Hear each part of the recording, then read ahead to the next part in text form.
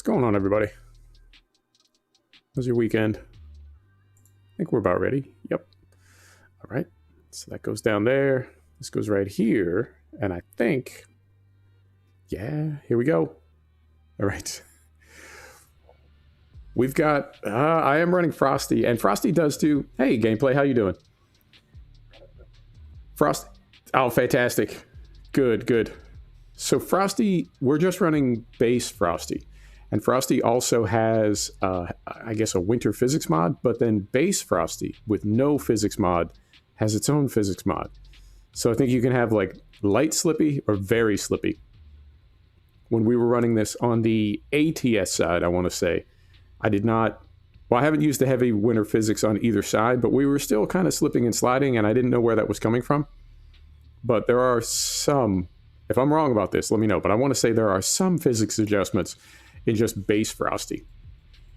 So that's one thing. The other thing is we've got, this is the skin you can win, I guess, by doing the 15 holiday cargo deliveries. So we got this, and then you can put it in your own colors. So it's the, I think they call it Winter Blast. It's the Winter Blast skin, but I put our Coon corporate colors are there. Sorry, distracted, bad streamer. And then, of course, we have the same colors on the trailer. That is the Schwartzmuller trailer from the DLC, and it's the heavy one, the low boy. And then inside, hop right in here, inside, hang on. There we go. Reset track IR. And then inside, this is the other stuff we got.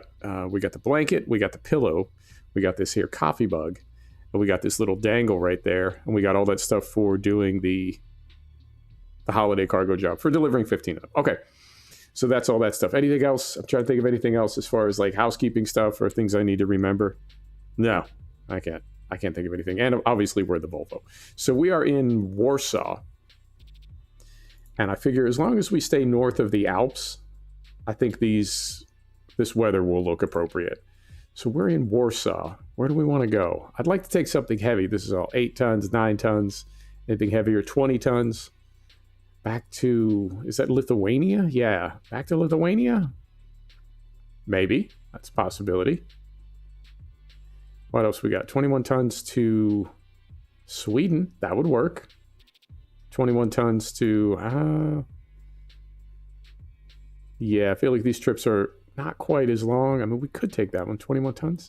You want to take this one? Yeah, let's take this one. Let's take this one back up north, and then we'll try to stay, like I said, north of about, right about here. Right about here is our lowest point. So we'll take this one.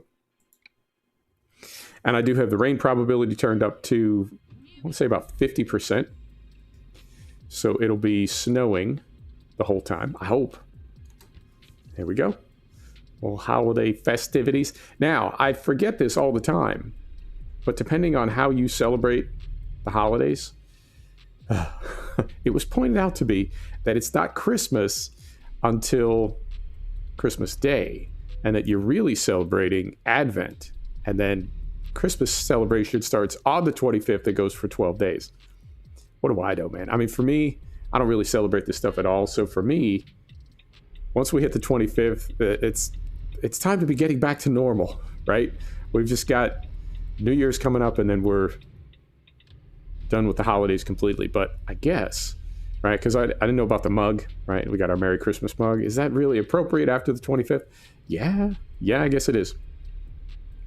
So that's what's going on there. And anything else? I cannot think of anything else. Our turn signal wouldn't work. Man, I do like Frosty mod. I always have. And he's going there, so we'll try to go here carefully. Can't see anything with the fog. I love it. All right, so we'll get around here and get this picked up. I made one trip up to Lithuania. I think that's the reason I didn't want to head back up there. I just drove like 800 kilometers up to Lithuania with this trailer. Didn't feel like doing it again. So we'll head, I mean, it's still north, but it's sort of straight north rather than northeast. And that's it. That's all I got. Your turn. Right in here somewhere. Oh, and we're done with the, I was using a holiday playlist an Epidemic Holiday playlist on Spotify. We're done with that as well. We're back to our regular. Yeah, I got all my goodies. It was so cool that they let us kind of split everything between ATS and ETS, because I really didn't want to do like 15 jobs in one or the other. It was fun going back and forth. All right, so right through here. Yeah, man, the visibility, it's not bad when it's clear in Frosty, but once the fog comes in and it starts snowing, it's tricky to see, man. It is. Oh, and I think, I hope, I'll find out what I review, but I think I finally got my audio sorted out. And I think the secret may have been that I was too dynamic, which is not something that I've heard a lot in my life, but I think my voice was too dynamic. I didn't have my compressor set aggressively enough. And what I found was, apparently YouTube really does not like dynamic input at all. And they flatten everything out. So if you flatten it out sort of ahead of time with a compressor, like to your own specs, on your own terms, as it were, then the signal that YouTube gets, the audio input that YouTube gets, is easier for them to deal with. So I really got aggressive with my compressor, a lot more so than I have been in the past. So it doesn't matter whether I'm whispering or yelling now. It's all going to be the same to you. Speed up. What do you mean speed up?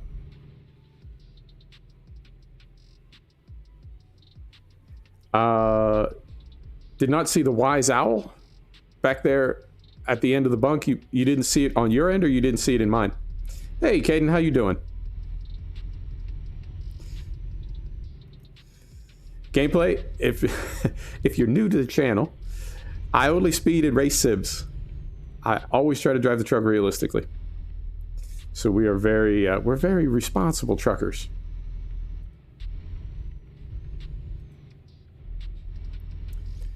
And I got a steering axle on, and you know, I'm getting better. I have been, whoa, yeah, just barely saw that light in time.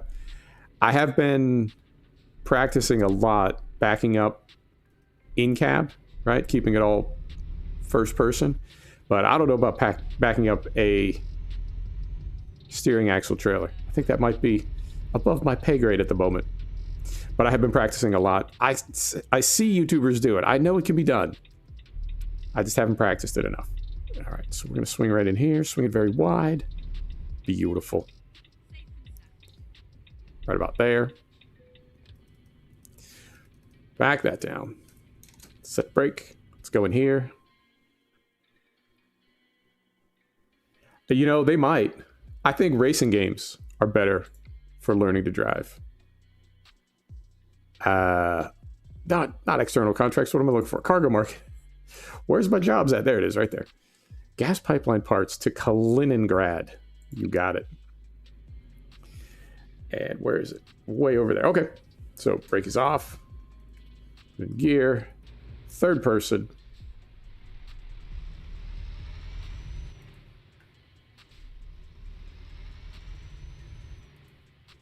Now, I have to say particles. Fried, what's happening? I have to say particles in this game. I feel like this engine just does not support particles. And I think that may be one of the reasons why the devs kind of stay away from fog. I think Prism 3D, it just can't handle it. Not yet. All right, so right up here in this here corner, right about there, and then straight back in. Now, Jenner was the one that got me wise to how these trailers work. And it makes sense on paper. I'm just not great at, like, actualizing it.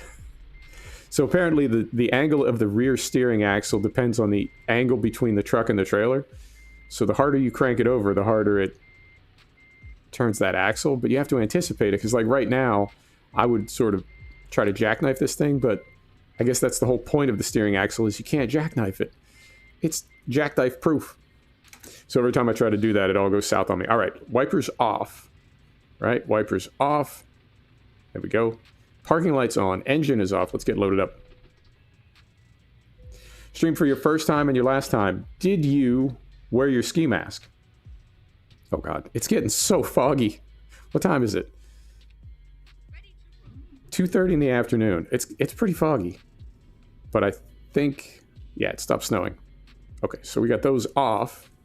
Turn that off. Here we go. Did you wear the ski mask and how did it work? All right, so we're right out here.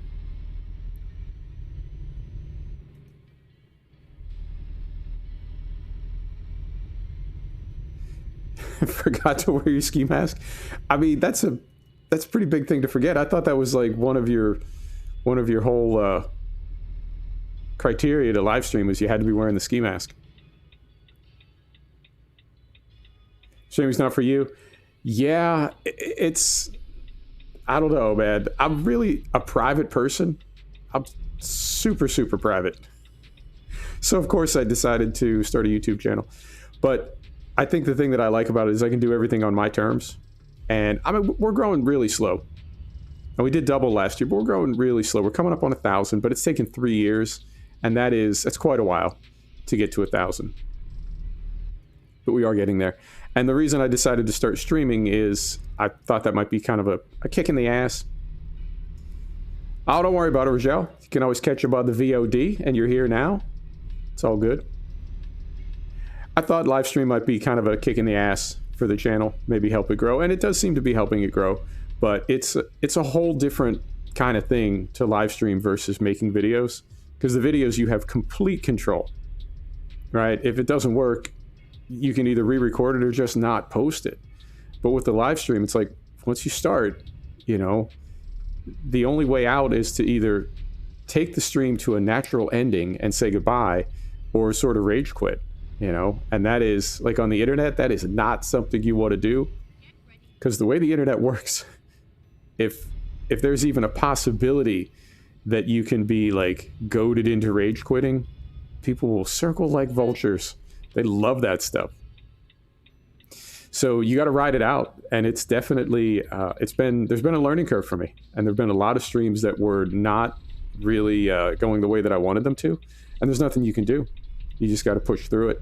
So I would agree, it's not for everybody. In some ways, it's not for me, but I want to keep doing this and get better at it. The Wise Owl is the latest gift. Oh, wait a minute. So the gifts, like, they keep stacking up? Because I knew you got one set, like you get the dangle. You get the rearview mirror dangle for doing your 15. But then it's like for every amount that the community does, you get more gifts? Interesting. I'll have to go into World of Trucks and activate that. Because I just got, I think, 5. But I didn't get a Wise Owl. I got that pillow. That's got an owl on it. Archive what you do. Yeah, start with videos. Definitely start with videos. It's a... you have a lot more control with videos. And I feel like you don't have that pressure. You know, if it's not working out, just stop recording. Start again when you feel like it. You can edit. You know, you can edit it exactly the way you want. Owl came out today. Oh, fantastic. Oh, slippery. Okay, I will definitely go take a look. I thought we were just getting the rearview mirror dangle. And then when I saw that there were like 5 gifts waiting for me in World of Trucks, I mean, I like gifts. Who doesn't like gifts? Oh, and also I turned down my spawn rate. Mac Anthem. Mac Anthem. Renault Magnum. Where'd that come from? When I turned down my spawn rate to 1.0, I think I may have fixed my traffic problems.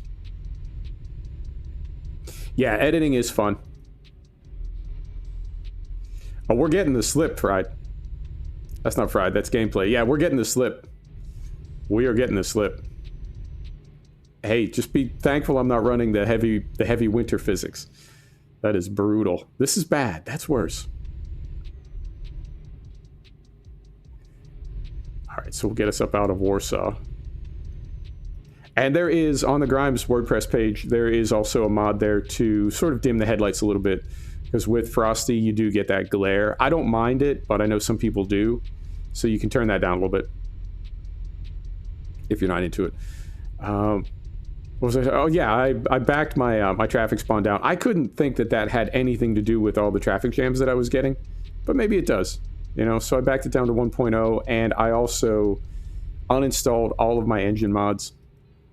I do like them, particularly on the ATS side. I think they really add a lot of variety to the trucks. But I don't know, the way that Fmod is working in game now, it's like the mod engines really don't sound good on overrun and coming off idle. They sound really synthetic. I think just because they didn't have access to as many sound files as SCS did. All right, we're going to scoot over a little bit. I thought I was in a lane here. I can't see the lane markers, so I'm just following the truck in front of me. And what else? What else is going on? I've been flying a DCS. I've been flying the P-51 Mustang. I don't know. Maybe we'll live stream that at some point. Just flying it is hard enough. I've never shot down a plane. I have hit some ground targets, but I've never shot down a plane. And mostly I'm just happy to make it back and land the thing in one piece. So I don't know if we're quite ready to stream that yet.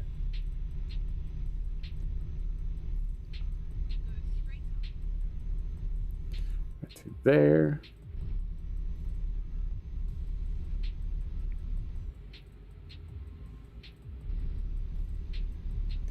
That's good. Yep, that's good. We're good over here. Okay, everything is working. Everything is working. Nobody touched anything. It's all working fine.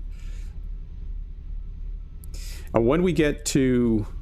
Where are we going? Kaliningrad. When we get to Kaliningrad, we can...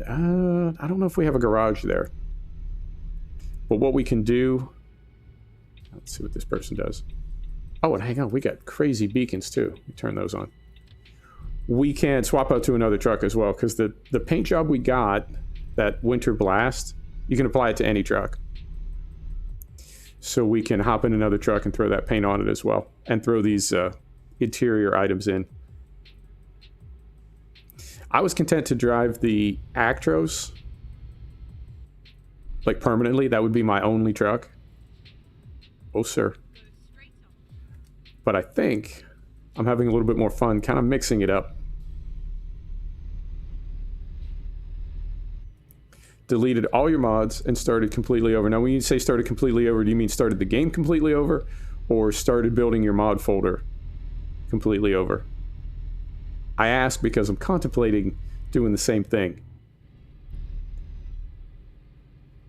I find the less mods I have in any sim or any game, the happier I am now. I think maybe I had gotten to a point where I was just collecting mods for the sake of collecting mods, and really no longer thinking about how or why I needed them or how I was using them. That makes sense? I was collecting mods for the sake of the mods rather than to improve the game. So I've been thinking about running 19 with very few mods.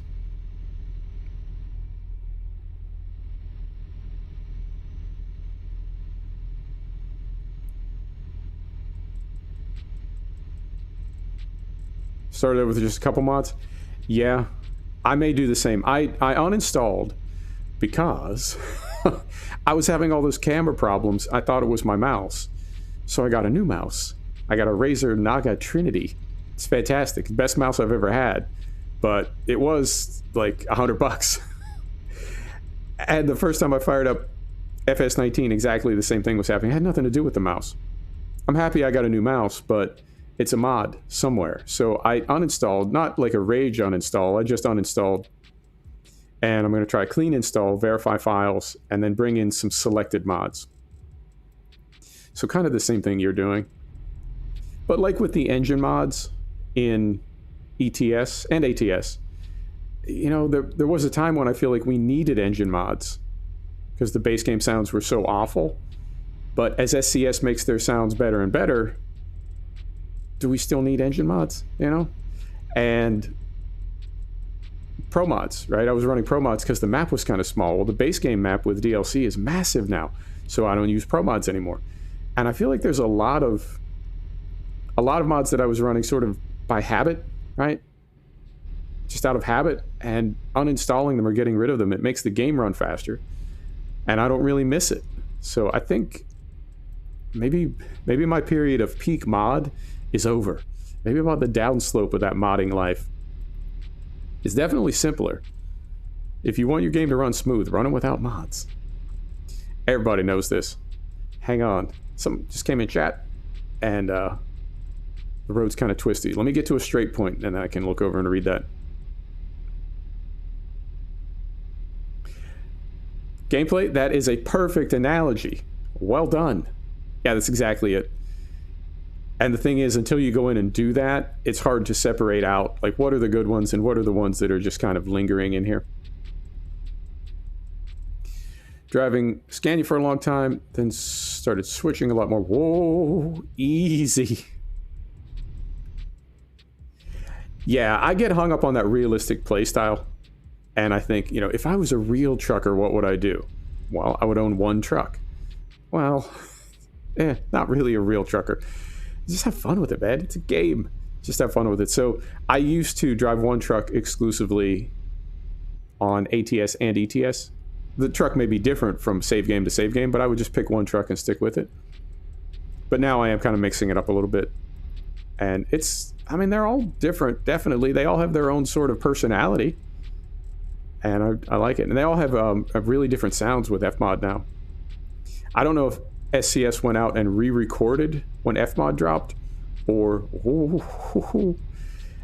if they re-recorded when they added Fmod, or if they had those files already and they were able to sort of introduce them to the game. Like the sound recordings that they make of trucks, they already had them like on file, but they were able to use them in the game differently once Fmod was part of it.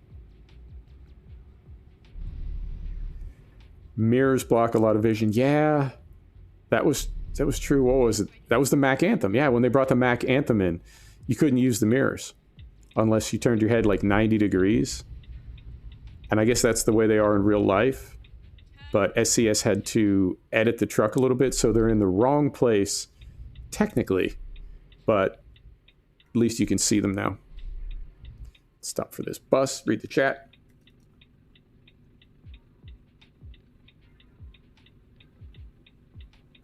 Yeah, I hear you, Fried. I hear you. I was playing Hunter Call of the Wild, and when I first started playing it, I was trying to play it like a simulation, you know? And they start you with a 243, which is a relatively small rifle. It's not a big game rifle by any means. And the first animal that I saw was a bison.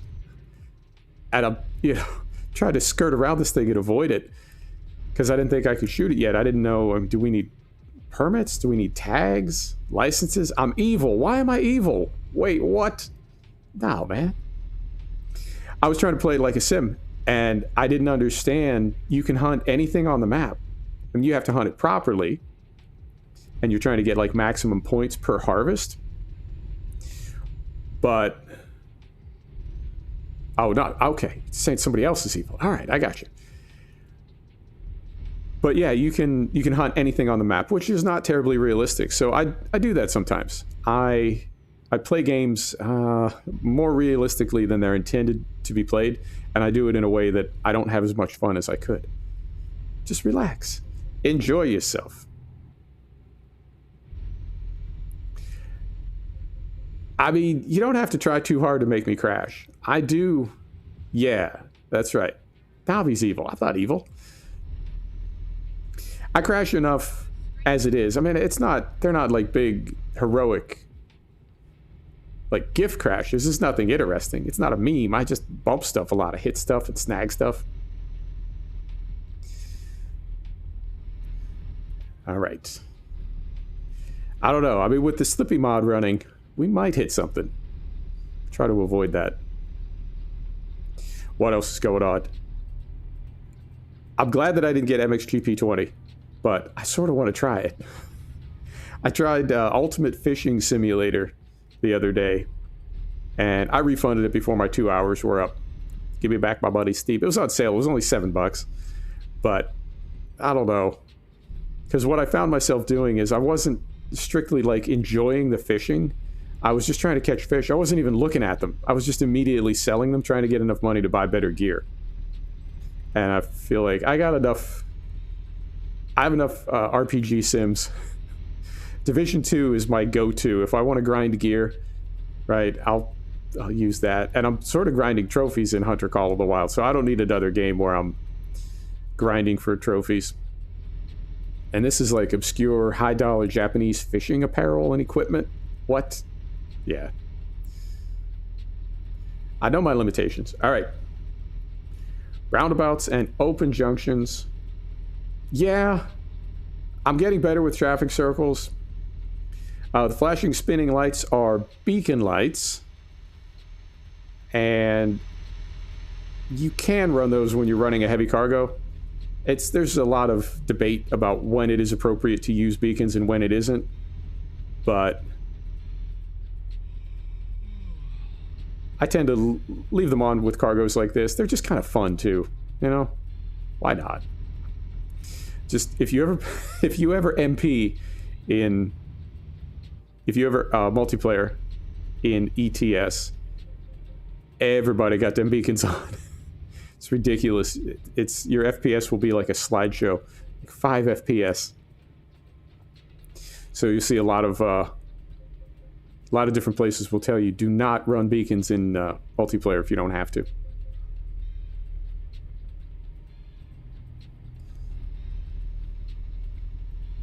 I'm getting better with traffic circles, and again, right, like you were saying, try to play the game realistically, and I'm trying to anticipate how traffic will behave at roundabouts, or how it's supposed to behave, and it's not, yeah, the AI kind of does its own thing at roundabouts.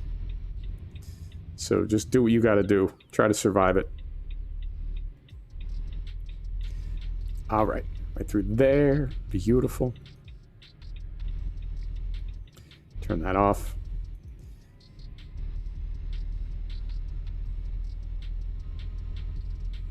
I do like this truck. It's different. It was not one of my favorites early game. It took me a long time to come around to it. I sort of thought of it like the Iveco, but I would say the difference is I came around to this one. I don't think anybody's ever come around to the Iveco. Nobody likes the Iveco. Let's get slowed down here. Right about there. There we go.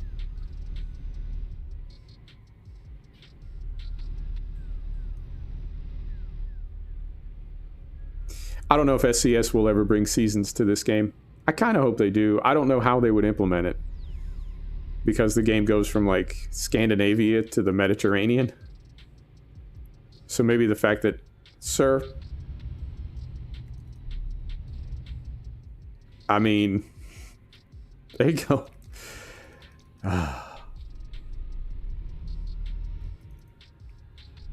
The fact that the game does have that kind of distance, I mean, maybe those are our seasons, but if that's the case, then make it, I don't know, make it like autumn in-game all the time, so anytime you're in Scandinavia, it's winter. Jeez, it is all kicking off in Poland right now. Tell you what. Make it autumn all the time, so it's always winter in Scandinavia, and then, of course, it would always be summer.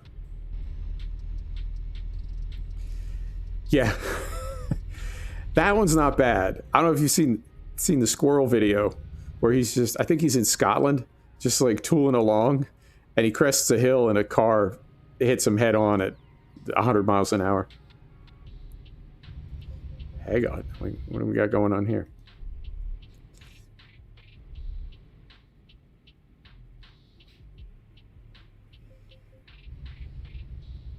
Is this the border? Yeah, it is. All right. Everybody just be cool.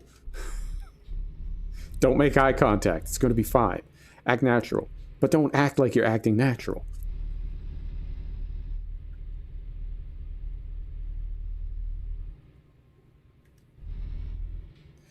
All right, here we go.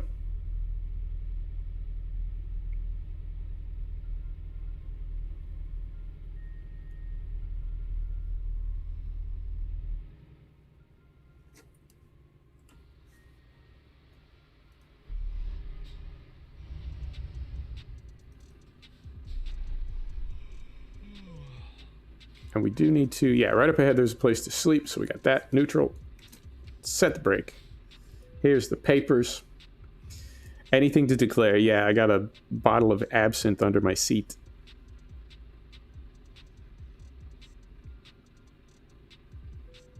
All right, so we're good to go. Window up. Put her in gear, and let's go right around the corner and get some sleep here. Because I think... yeah, we're already in the red.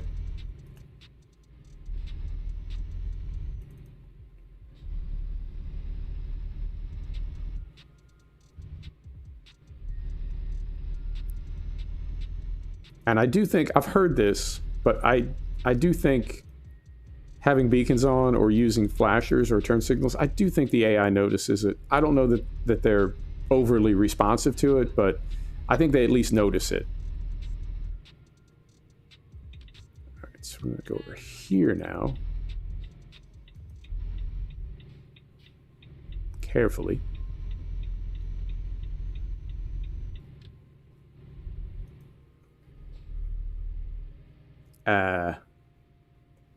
I mean, what if we wanted to sleep? Is there one? Yeah, there's one on our side too. Okay. I could see this one over here, like the first one, and I didn't know if there was another one for us. So before I forget, turn the beacons off. Yeah, they definitely notice your high beams. And I think we can just, yep, slide right in here.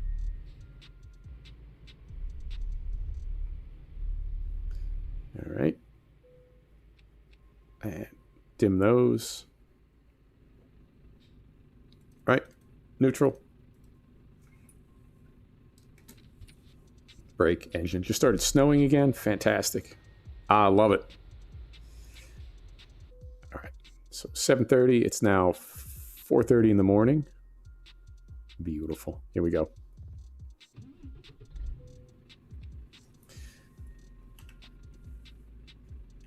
Get rid of that. Brake is off. Here we go. And are we like in between right now? I feel like we're halfway from one border crossing to the other.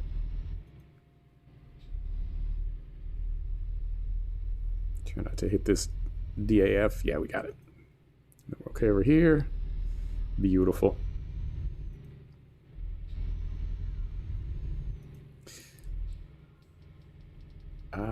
Yep, there's one more. Okay, so I guess that was like, I don't know, was that the duty free? Where were we just now when we were parked? We were sort of between Poland and Russia. Interesting.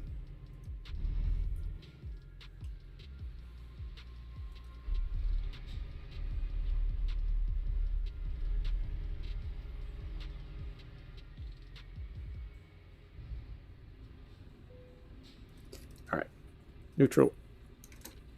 Right, there we go. Do this one more time.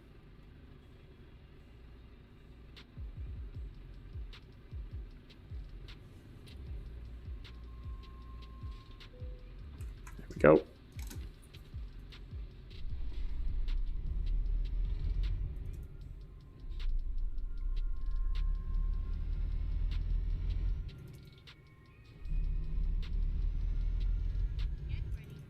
All right, we're good.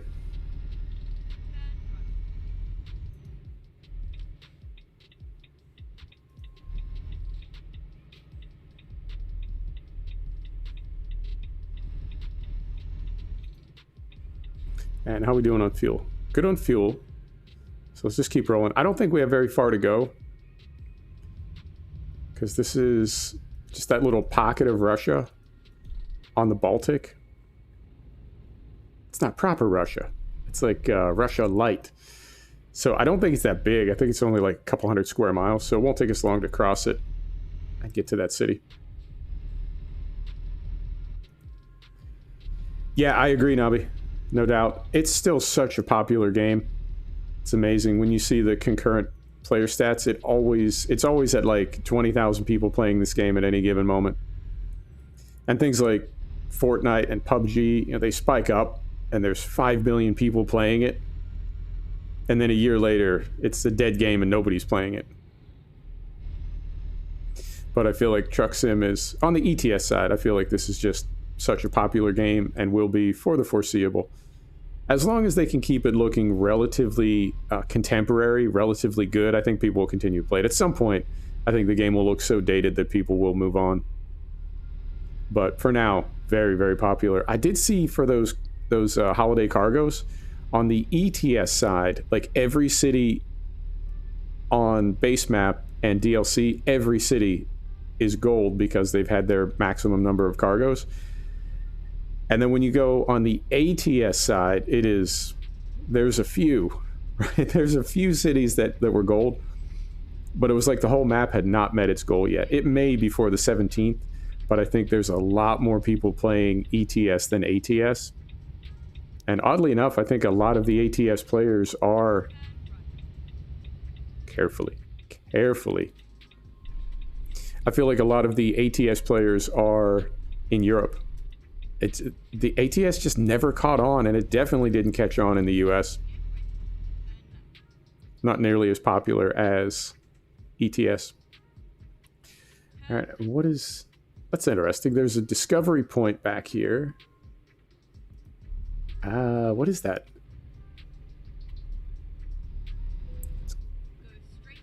Recruiter. Okay.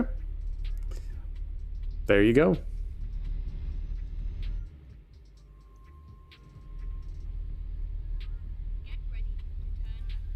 So we just slept like, I don't know, 5 minutes ago, 10 minutes ago in real life. So we can grab another cargo and continue on.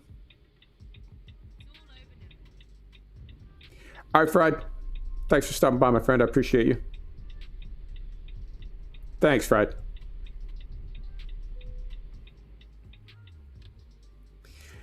Yeah, it's I don't know. This has always struck me as a very sort of European game. Like it definitely, I don't know. I mean, I certainly don't speak for like all Americans by any means, but it doesn't really seem to be an American kind of game.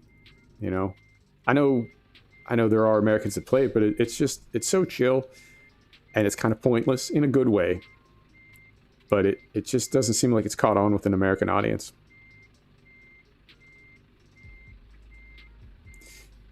Yeah, normally I would try to kind of go in gently and then crank the whole thing over at the last second. But if you do that, it turns back out of the space. Like it prevents you from jackknifing. All right, so there's a break. We'll go with parking lights only. Engine is off. How do we do? Late. What? How late were we? 5 hours. No, that's pretty late. Okay. I didn't think we were that late. We're late. All right. So, now, where can we go from here? Do we want to head up into Scandinavia? I want to haul something heavy. Do we want to head up into Scandinavia? Or, yeah, let's go over here somewhere. This is heavy. Let's go into Hungary.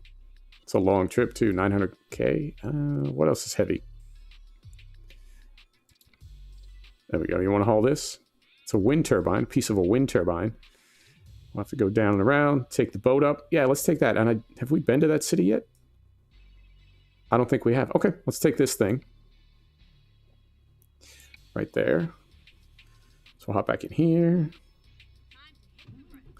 Fire up. And we don't own a garage in this town. If we did, do we? I don't think we do. If we did, we could swap over. Map view. Yeah, we don't own a garage here, so we can't swap the truck yet. All right, continuing on. Brakes off, lights on, lights on. Put her in gear. Here we go. How do we get in this place? Right there.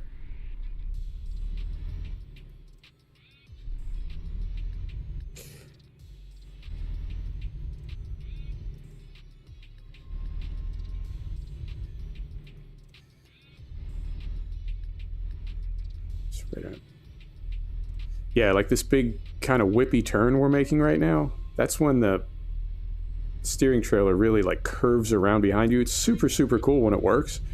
I just haven't figured out how to make it work consistently. Like, it's not the trailer, it's me. I'm just not using it properly. But it's a fantastic idea. I just need to sort it out. So we'll go right here. What was I upset about a minute ago? What was I complaining about?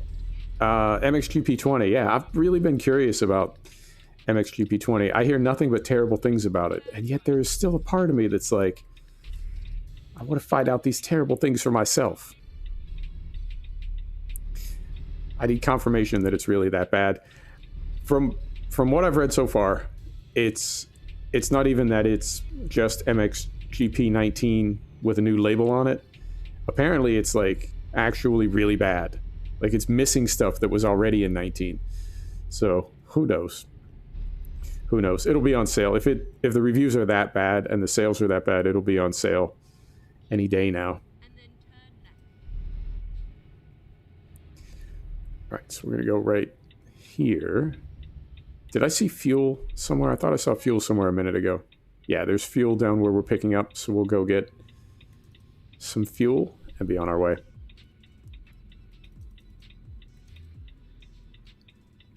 And the Sissel trailer pack, I have to say, is every bit as good as the Jazzy Cat packs. That's us, yeah, Green Arrow. I ran Jazzy Cat packs for years, and I finally kind of moved away from them because he doesn't update through the Steam Workshop, and Sissel does. And I have to say, the Sissel packs they're just as good. And you're not constantly tracking them down and renaming them, trying to get them all working properly. All right, so right in here. Interesting. I think we're I think we're picking our wind turbine piece up at a gas station. Is that right? Is that supposed to be that way?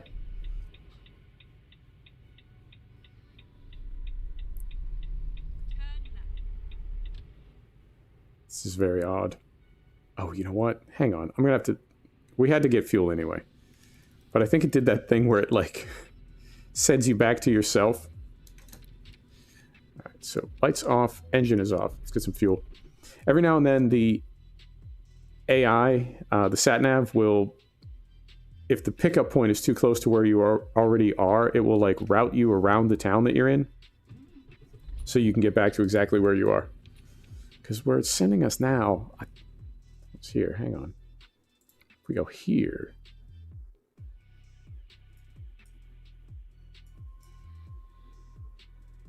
Yeah. Why did it send us over here? I think we're supposed to pick up, like, seriously, where we just were. Son of a... All right. All right.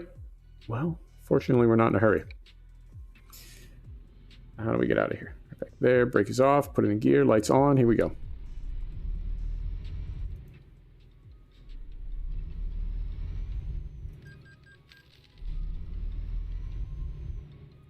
Carefully. Don't hit the pump island.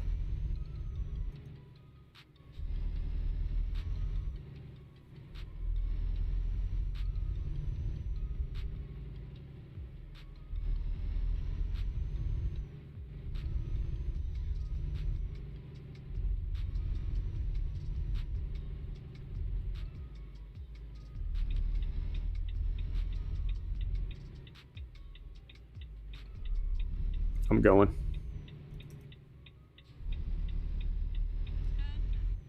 Turn left. Okay. Good there.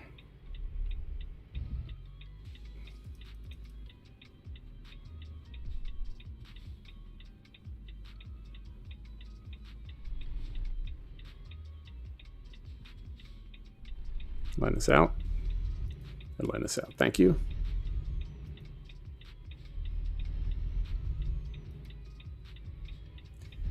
Nothing. Just driving around Kaliningrad looking for fuel and our pickup point. I think we found it. Satnav sent us to the wrong place, but we're on our way back. And there is a garage here, but I don't think I'm going to buy it. I don't spend a lot of time on this part of the map. And we've got garages in Latvia and Lithuania, I think. Not too far from here.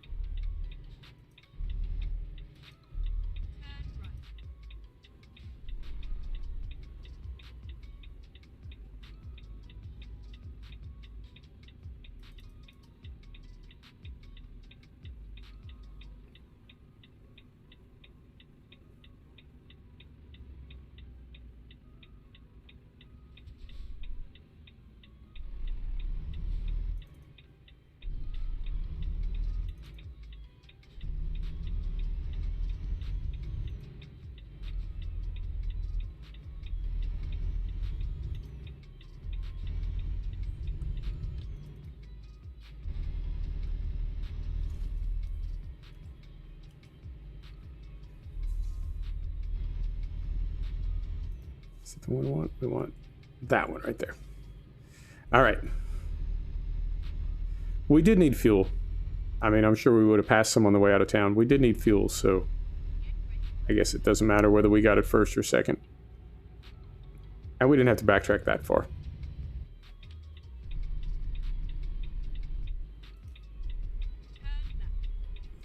All right.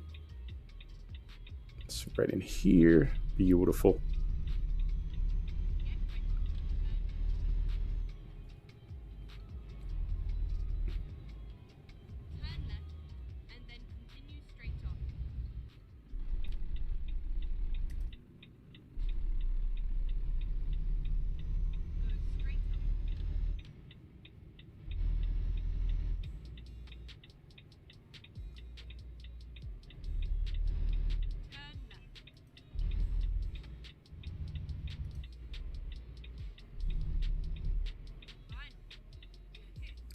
Finally, we're here.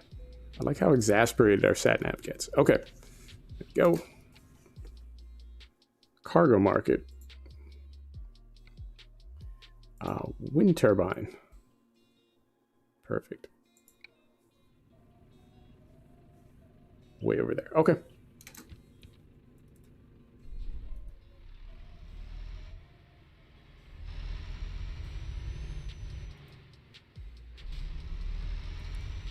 And I think as tight as it is over there, maybe we'll flip it around here.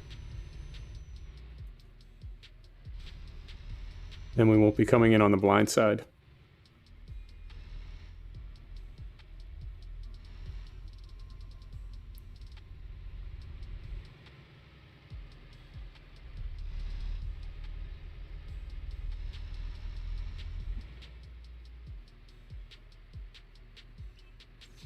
All right, here we go.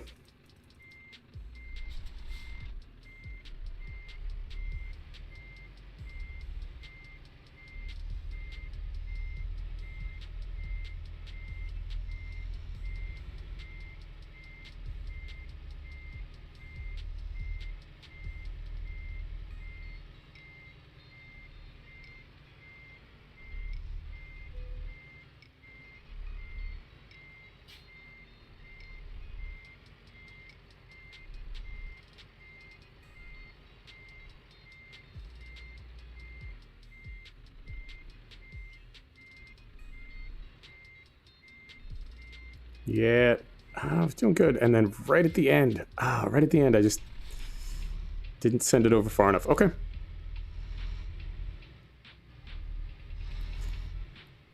Yeah, maybe the fixed axle trailers, maybe I could learn to do those in cab.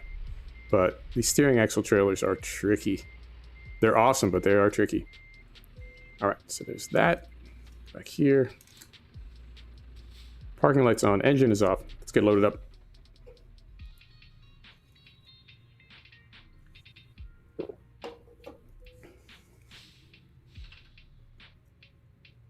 Yeah, I don't know. I'd give more like a 6 of 10. All right, brakes off. Let's take a look at this from outside. How big is it? It's pretty big. 40,000 pounds. All right. Here we go.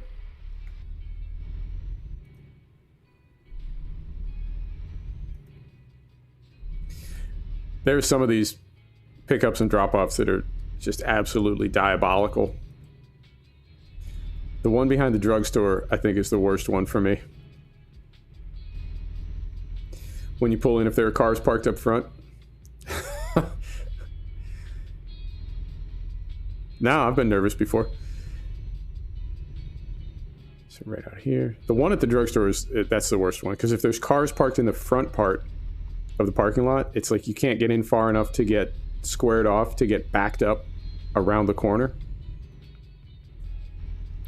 And I've got simulated brake pressure on, so at some point, if you're messing with the brakes enough, if you're backing up and pulling forward enough, you lose brake pressure. And you just got to put it in neutral and sit there. Oh, it's good times. All right, so we just slept, well, relatively recently, and we got a full tank of gas. We're golden. And it's daylight as well. Well, relatively daylight. Hang on. Nothing over there. Nothing over there.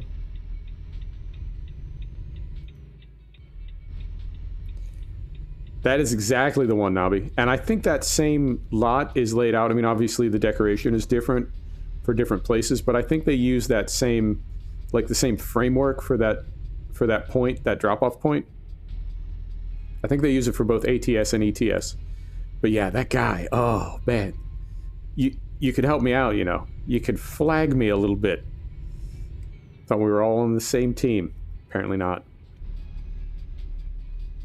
Man, I would love to see that as well, if they could bring that into the game. Because I know they have animated characters, right? They do have people doing things in-game. If they had an option to call one of them over, and it seems like it would be a simple script. I could be wrong about that, but it seems like it would be a simple script where there are half a dozen different sort of hand animations. You know, turn the wheel to the left, turn the wheel to the right, turn the wheel a lot to the left, turn the wheel a lot to the right. Back up, go straight back, and come forward to me and start again. It seems like you could script it so that you could have a spotter for some of these tricky ones. And I would say the fair way to implement it... Jesus. Okay. I saw the sign and I saw the cop at the same moment. Ah, sigh. I think you need to find a way to, like, you could have it turned on, you could have it turned off. But if you could take a look around and say, like, yeah, no, I'm going to need help with this. That you had an option to select a helper. I think that would be a great addition to the game. You don't have to use it if you don't want to. But if you want it, it is there for you. All right. So we're going back across the border. And I think we're just in Poland just to go around the corner to the port. Oh, easy. Brake, turn the beacons off as a courtesy to these nice folks.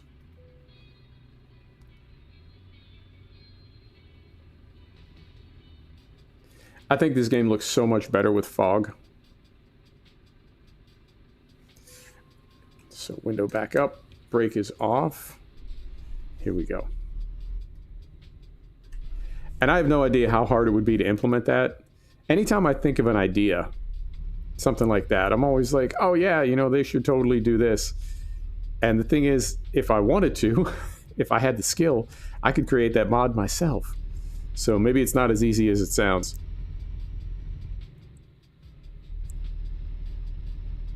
And I know a lot of these devs do have, like at E3, well, back in the before times when we had an E3, I know a lot of these devs, as people are moving through the trade show and stopping by their booth and playing games and talking, I know they tell players like, hey, we're having a focus group, we're having a research group at whatever, 3 p.m., you're welcome to attend. And maybe 15 or 20 players will come. And they're people that the devs have spoken to earlier and, you know, watched them play the game, or they know them from social media or somehow, right? They know that that person is a serious fan of the game and has hours into it. And they just sit around and talk about, you know, what in the game works for you, what doesn't work for you, what would you like to see added. You know, these are things we're thinking of bringing into the game. How should we do it? Does that appeal to you? I know that good devs do that, and they definitely get feedback from the community and try to build the game in directions that the community is interested in. And SCS is certainly a company that's tuned into their fans and their player base. So I think they're doing everything they can within the limitations of Prism 3D and money, honestly, budget, you know. Because the more money you put into developing something for your game, the more you need to make that money back. It's not just having money in the bank now to do it. It's, you know, what's the value of adding that feature to the game versus the cost of developing it. All right. And I will, unfortunately, I can't do it in game, but as soon as I'm done, I'll hop on World of Trucks and get that Wise Owl. And I guess those will keep coming in. I mean, I've done my part, but as people continue finishing up jobs and the totals go up, I guess we'll get more of those. Maybe.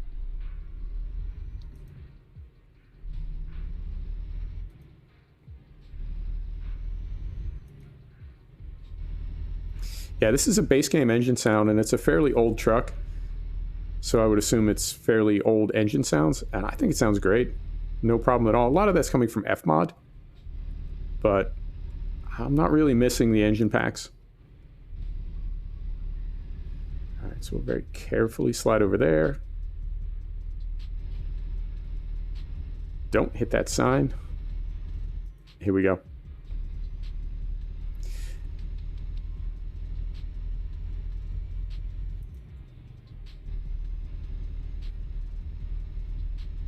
I assume we'll just leave our lights on all day because it never really gets very bright with Frosty on, and it's always kind of foggy. So yeah, I think we'll just leave them on.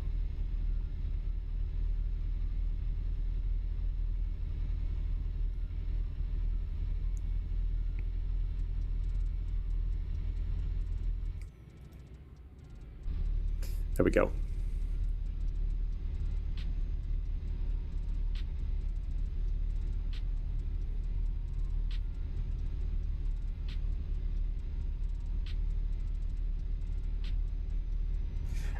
Grimes did a really good job with the trees too. They're not, they look like they have a little bit of snow stuck to them, but they're not just solid white.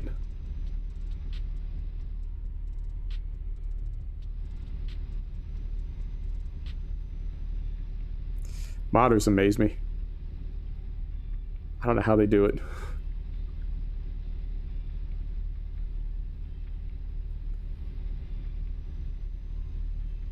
That's the last one? Okay. Yeah, I wasn't sure if it was going to keep going and there would be additional ones till the 17th. I mean, well, no, that's not entirely fair. I was thinking they could just have progressive gifts all the way to the 17th with, like, I don't know, drop a new truck or something. But that's not really fair, because then if you weren't able to do your 15, you know, if you were busy or something, or if you just don't have, oh, you don't need the DLC, you can do it in base map. But if for one reason or another you weren't able to do that, now suddenly you're like missing out on all this cool content. Through there, carefully. There we go.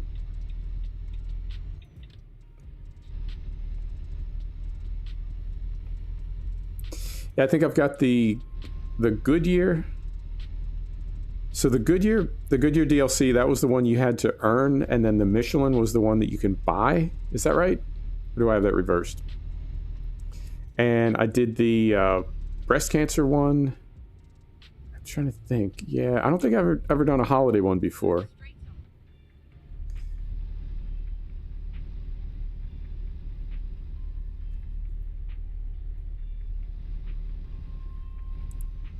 All right, and back to 70.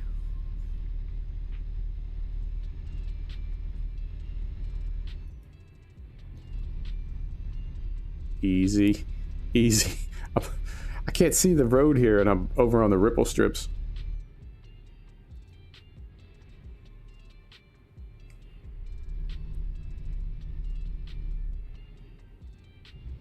Let's get slowed down here.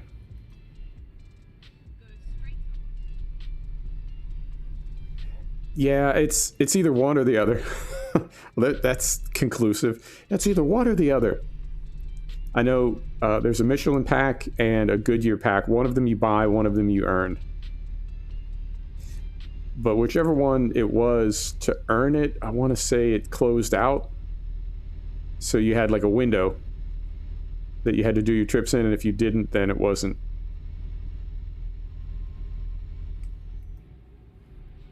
It wasn't available to you anymore. Wonder what the others are doing? They're lurking. That's what they're doing. I'm quite a lurker myself. A lot of streams that I watch, I don't say anything. I just like to hang back. It's totally cool. If we ever go to Twitch, you can always lure people out with games. There's a lot of stream games on Twitch. It's a great way to find out who's actually paying attention.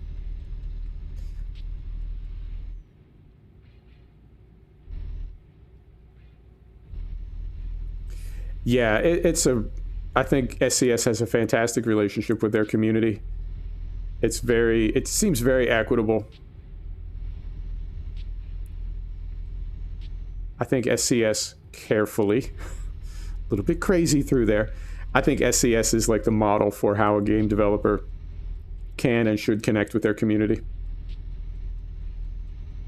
You know, when I hear people say that Dovetail is doing their best and making video games is hard and, you know, etc.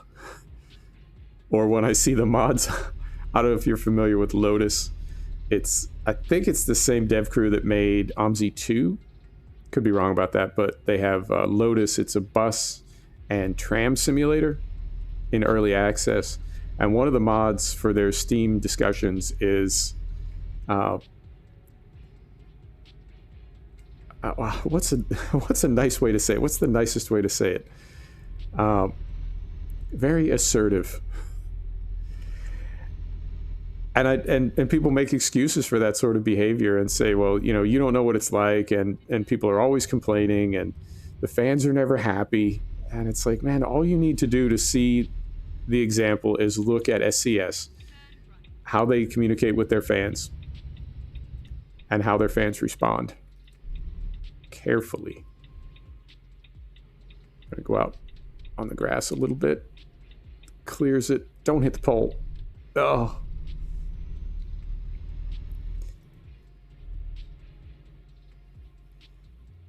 Yeah, like if it's not working out, or if your customer base, if your players are constantly shit-talking you as a studio and you can't figure out why, take a look at SCS and then compare yourself. Compare your communication to SCS. And if it's not the same, that's probably your answer.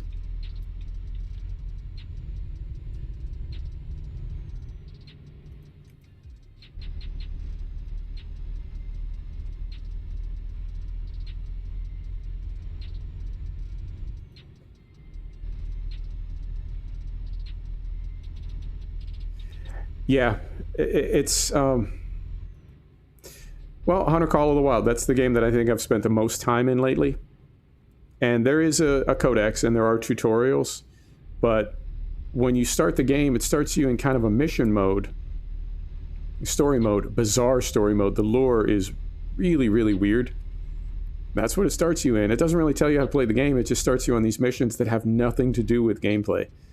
And I look at that as a player and think, man, that same energy, the same time and effort you put into developing that bizarre and sort of unnecessary story mode could have been put into developing kind of a play-along. Like the voiceover, you know, hey, if you look down at your hands right now, you'll see you're holding a .243 caliber rifle. Now that's going to be good for these kinds of animals.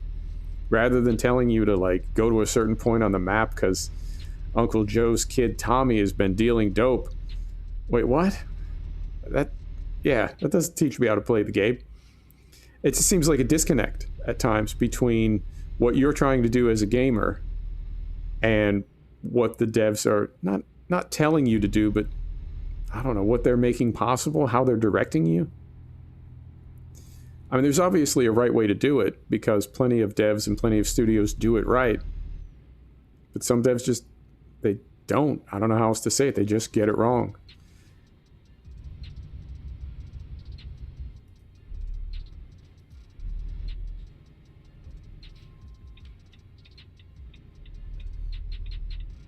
As long as this little car behind me keeps its distance, sir.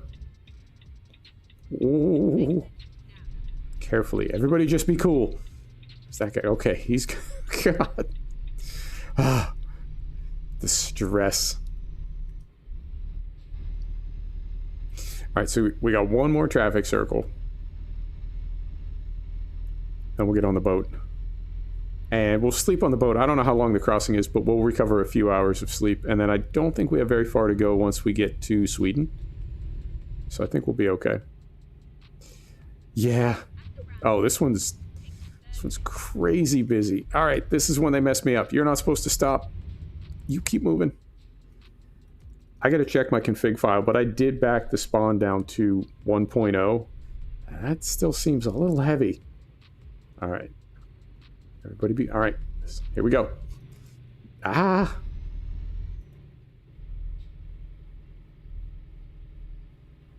All right. Carefully around here. And then we're going to...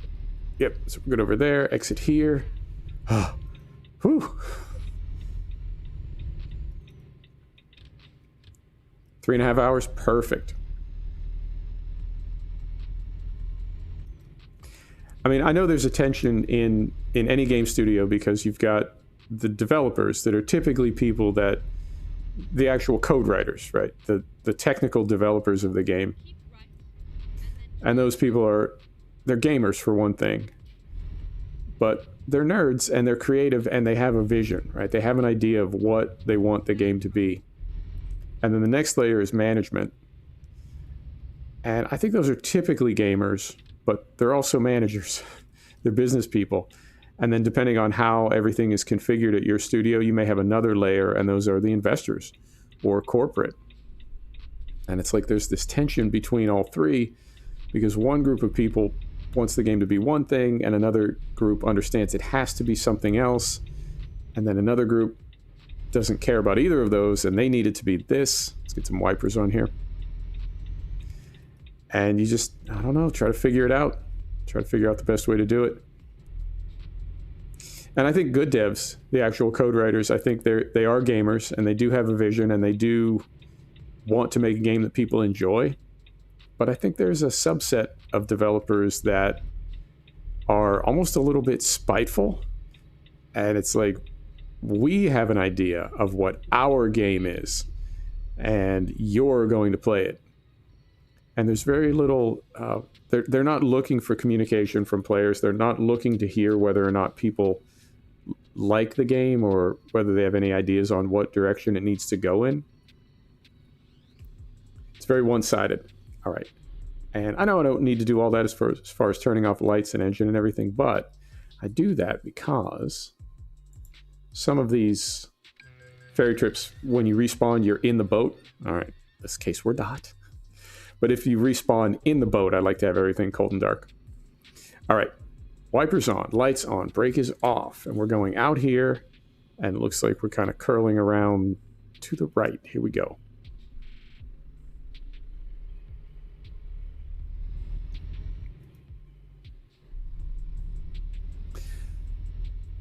So yeah, I do think the best developers, as a game grows and becomes more popular, it does become more collaborative.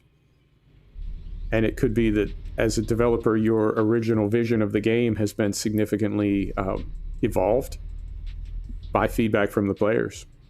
You know, that they've pointed things out to you that maybe you didn't think of, never would have put in the game, but once it's been explained to you by a passionate player, it's like, oh yeah, that makes perfect sense, and we will put that in the game.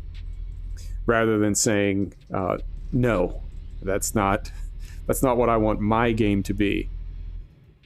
And the risk you run at that point is that people respond by saying, okay, well, you're not the company I want to give my money to, right? And then it becomes even more of a loop. Way off with your guess. How long was it? I didn't even notice. I would think in real life that crossing is probably 10 hours.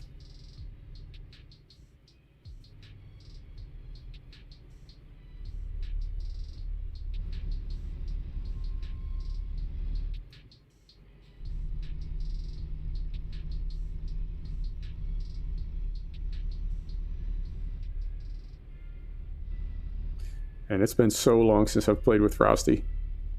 But this is a really cool mod. It's like a whole different game.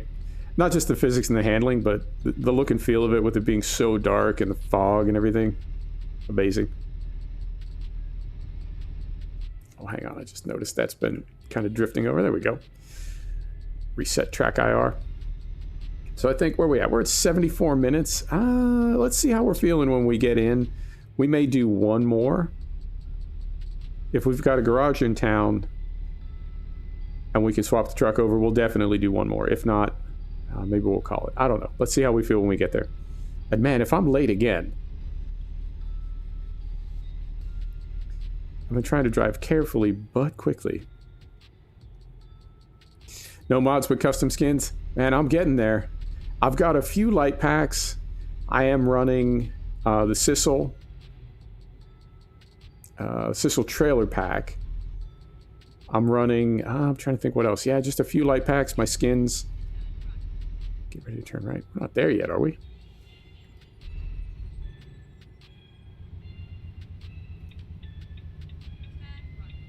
Oh, oh, does not want to slow down. Come on.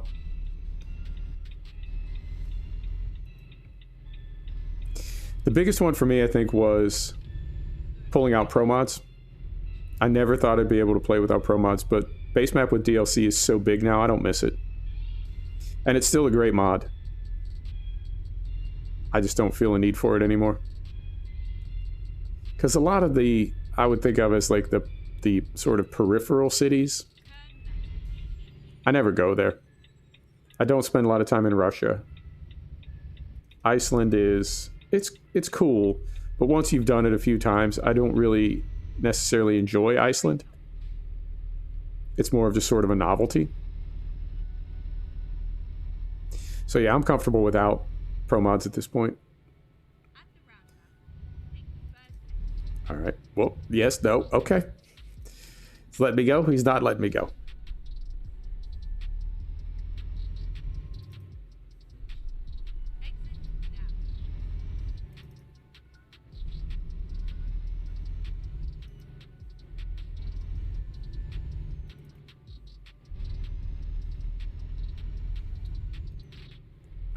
What's going on up here? Okay, I think we need to... Yeah, we need to get up onto that bridge right there. Yeah, that makes sense. Wasn't sure if the sat-nav was having a fit, but it's like a 2-level city. Alright, so we'll go left here.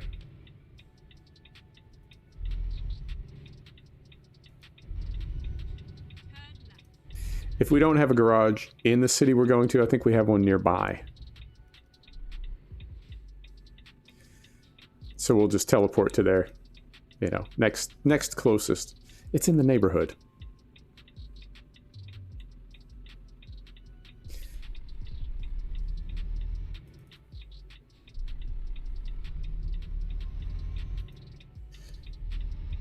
All right, so crank this over here.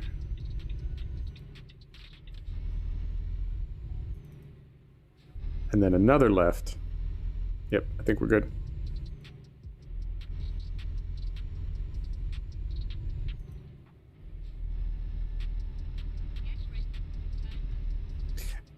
All right.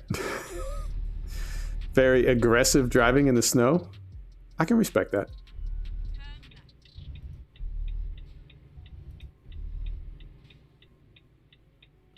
All right. Man, this is bleak. Like, I can feel the cold with this mod running.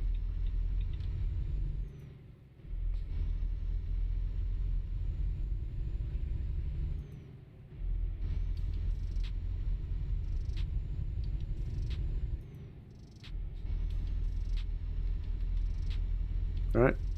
There you go. That's where we came from. Okay.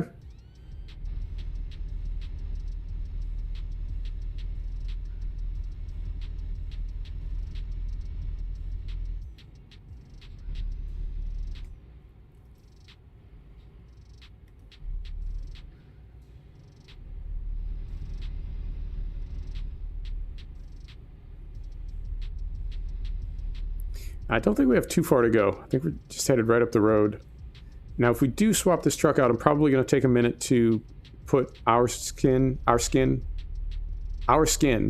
back on this truck, and then put the Winter Blast skin on whatever we get into. I think it'll be the DAF. The DAF or the EBAED?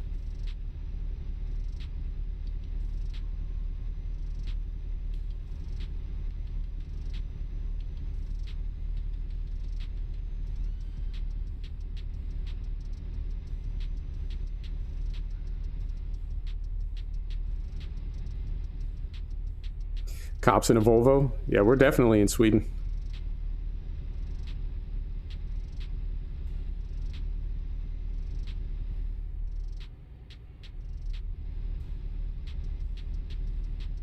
Yeah.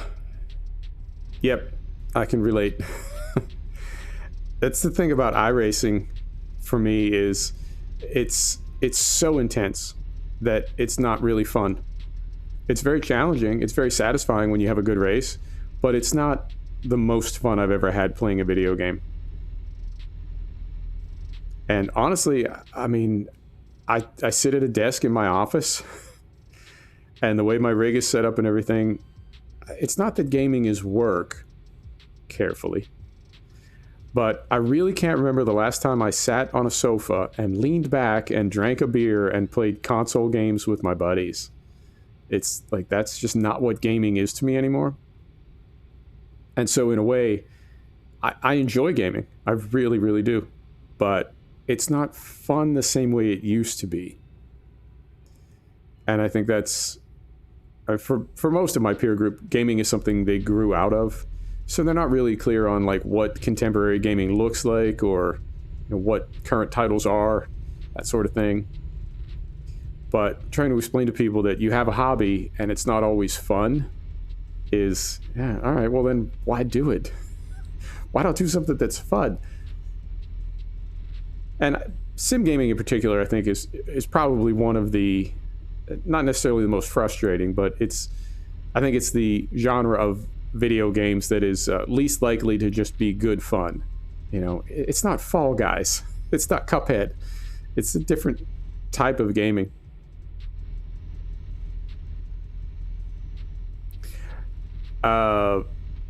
Really? Okay. I mean, I thought that was a thing. It's always been a thing for me. All right, and this is, I think, my least favorite part of Scandinavia are these 3-lane roads where you're in this sort of canal with the divider in the middle.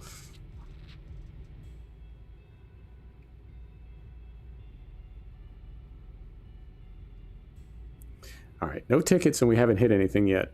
Other than, did we? Yeah, maybe when we first picked up, we bumped something. Maybe. Ooh, hang on, traffic circle.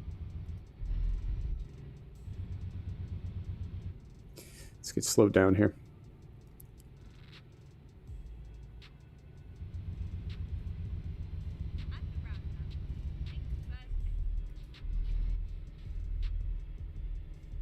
Right through there. Beautiful.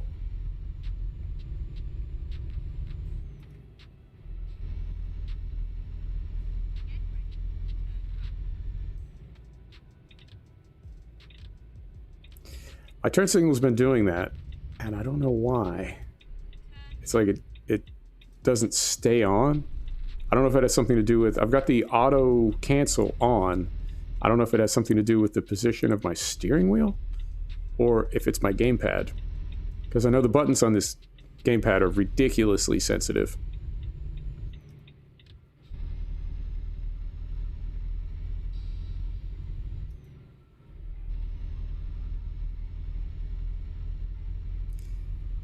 Yeah, that's the best part of Truck Sim. Is it really does just feel like you're driving. And I love driving at night. In real life, I love driving at night. And Truck Sim it just feels like driving. Because racing sims, they're circuit, right? You're just going around and around. And let's go grab this Discovery while we're here. So even a big track like Le Mans, you're still just going around and around. There's no real point-to-point type of racing. And it's just... Ooh. And I think it's just natural to go really, really fast, and that's not relaxing at all. But the truck, it's like you drive so far, and you are kind of going slow. You're in a truck. It just feels like driving. It feels like driving in real life. Very relaxing. All right, so we got the Discovery Point. I don't have a garage in this city, but I think we have one like one city over. So we'll swap the trucks out. I'll throw our corporate paint back on this truck, and we'll get in either the DAF or the MAN. It's very hypnotic. Go straight on. All right, got that. Then we're going in here. Yep, we are. Okay. turning left. And for once, I will not try to sneak in front of oncoming traffic. Here we go. And this is around the back. I think it is around the back. All right, so let's turn these off. Clear back there. Why are we delivering a wind turbine part to, what is this? Like an auto parts store? Yeah. What do they need this here for? Doesn't matter. We're just delivering it.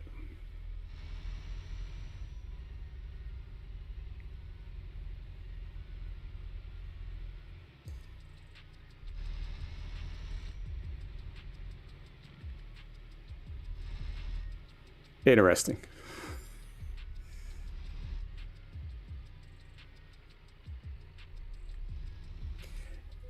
I think there may be a way to turn that on. Nobby, I think that's meant to be like snow spray or mist or something spraying off the tires in... You know what? Do we want to come at this from the other side? Yeah, I think we need to go out and turn around and come back. It's meant to be like mist or spray or something coming off the Frosty mod.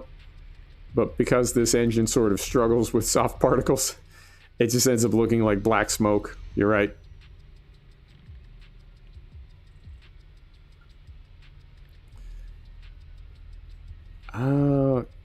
Is there anywhere we have enough room to turn around? I think we have to pull out in the street, back up, and then come back in and go the other way.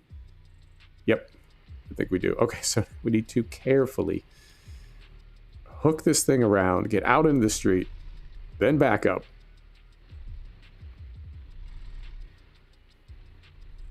And there's not a lot of traffic. It's kind of the middle of the night. Let's do this. Hang on, before I forget, let's do this. Turn those on and turn those on, and just in case.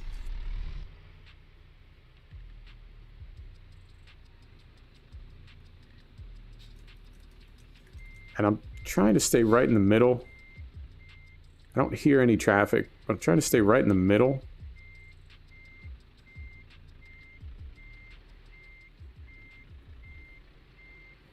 So if we do have traffic, it gives us a little bit of room.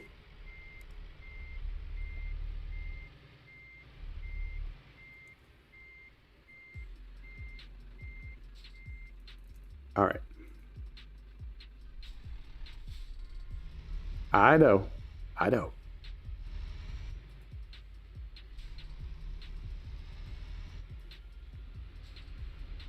All right, so we can turn all this off again. Turn those off, turn those off. And let's creep around the corner here and get this thing pulled in.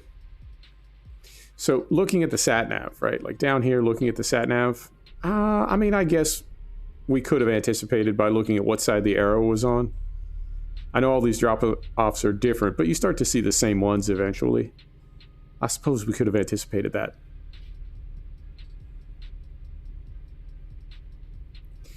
All right, so right in here, about like so.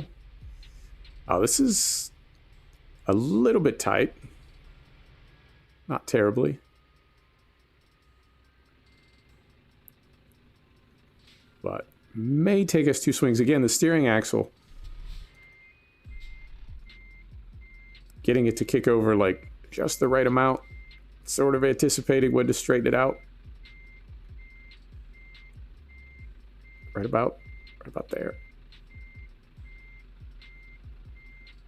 No, I mean, it'll give it to us, but I kind of want to straighten it out. Yeah, what do you think? How's your OCD? Mine's not bad.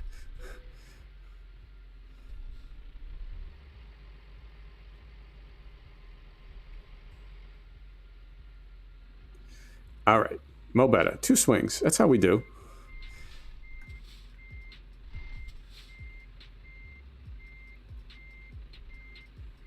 There we go. That's better. All right, and we'll take a look at the map. We'll see where we are. We'll see where our closest garage is. There we go. Better. All right. Set brake. Right. Parking light's on. Engine is off. There we go. How'd we do? On time. Fantastic. Money. How'd we do? 18 grand. I'll take it. All right. Let's take a look at a map. We are in Kalmar. Where do we own a garage? Oslo? I know we have one in Oslo. We may have one in Stockholm. Let's take a look. Give you the map. Garage manager. Map view. Yeah, we've got one in Stockholm. And we've got one in Helsingborg. Let's go to Stockholm. So we'll go to the trailer. We will get rid of this. Dismissed. There we go. We'll go to truck manager. So we've got either the MAN, looks like this, or we've got the DAF, looks like this. All right, discuss. I'm going to have some soda.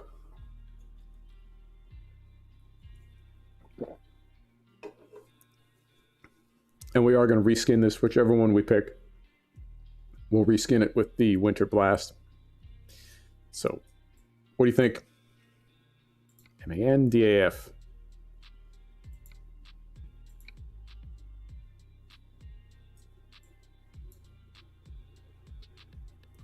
DAF. All right. So we go here. And we're going to go in here. Where's our skin? Right there. And we want that like that. We want that like that. That goes right there. Those go right there.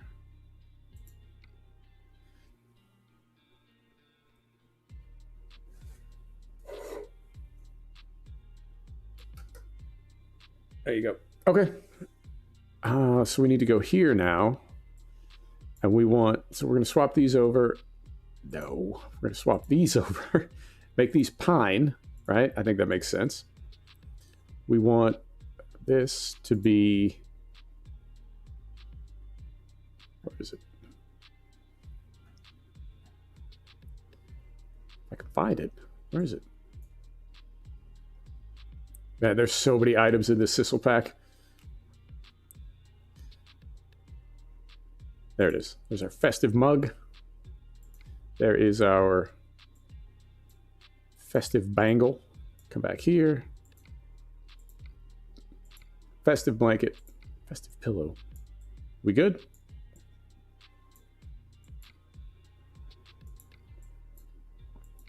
I think we're good. Okay. So we'll do that. 15 grand. Ow. And then we go back to, what were we driving? We were driving our Volvo. So we've got to drive the DAF. All right. Turn the lights on. Do that. Go back here. We're going to teleport to, where did we say? What was it? Stockholm. Travel to Stockholm. Owen, what's happening, brother? How you doing? Travel to Stockholm. Then as soon as we get there, we go back here and go to the Volvo and put corporate skin back on that. Okay. So that's done. Now, next question. Do we want an owned trailer or do we want to just pick up whatever cargo is available? For trailers right now, I've got the big low loader, the small low loader, the Schwarzmuller low loader that we just had on. Got a double Krona that we can use because we're in Scandinavia. And then we've got cargo container carrier, double cargo container carrier, like a pipe or log trailer, and then that big a carry.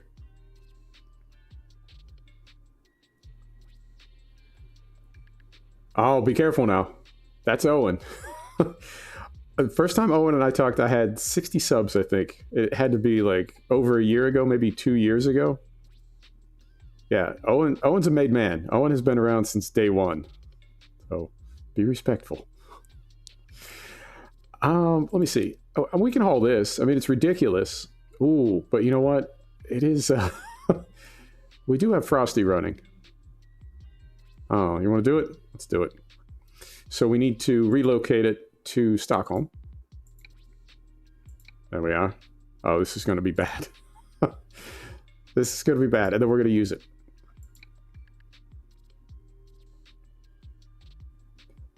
Oh, no worries, gameplay. You're good. All right.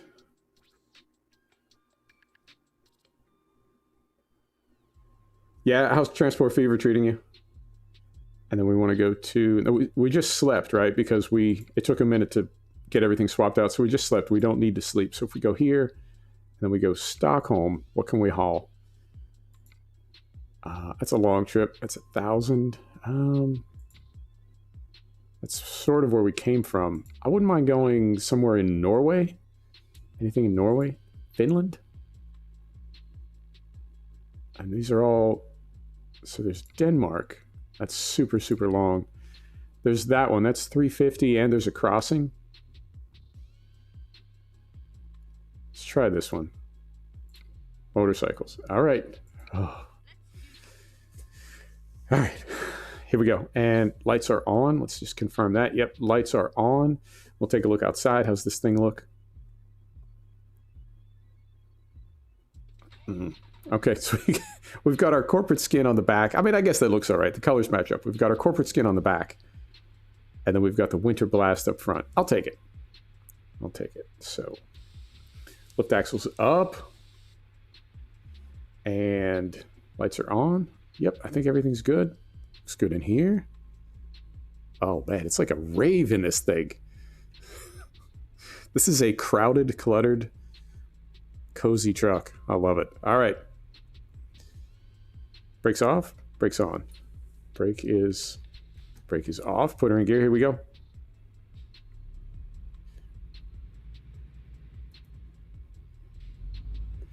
The in-cab DAF logo, that one right there. I think they need to do that for all the trucks. I think there needs to be the tuning kit parts for all the trucks. It really makes a difference.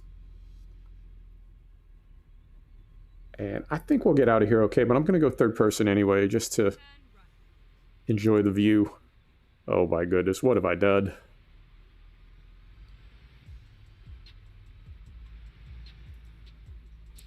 This could be a mistake. Now this is base game, or it's Chrono DLC, so it's an SCS DLC. So we should have no problem on the crossing. I know sometimes aftermarket trailers, mod trailers, will get a little bit funny when you try to load them on a ferry. Yeah, I like that about the DAF. It took me a while to come around to it. I thought it looked a little bit hokey almost. I don't know, just kind of plasticky. Not the modeling of it, but like the truck itself in real life. But I've come around to it. All right. So right through here. Ooh.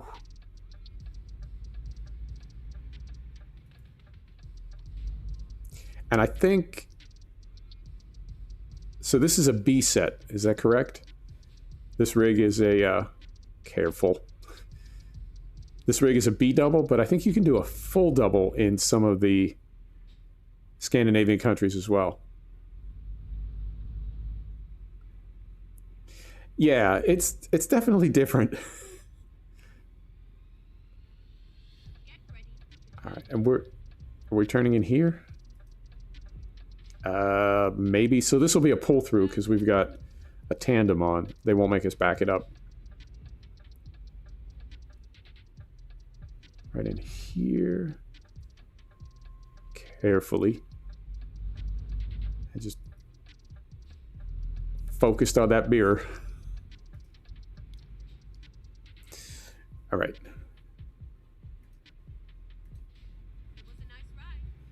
It was a nice ride. It's right about there. Take this down. Set that before I forget. Bring that up. Let's see what we got here. Is there a company in Sweden that makes motorcycles? There has to be. Where's Husqvarna made? 32 grand. All right. What?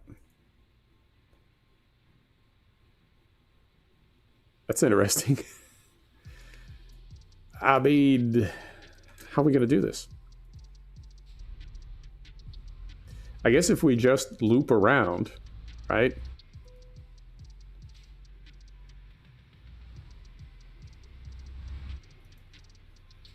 That may give it to us. We can skip, right? We don't have to pull into the trigger. We can just skip it. But let's see if we can do this.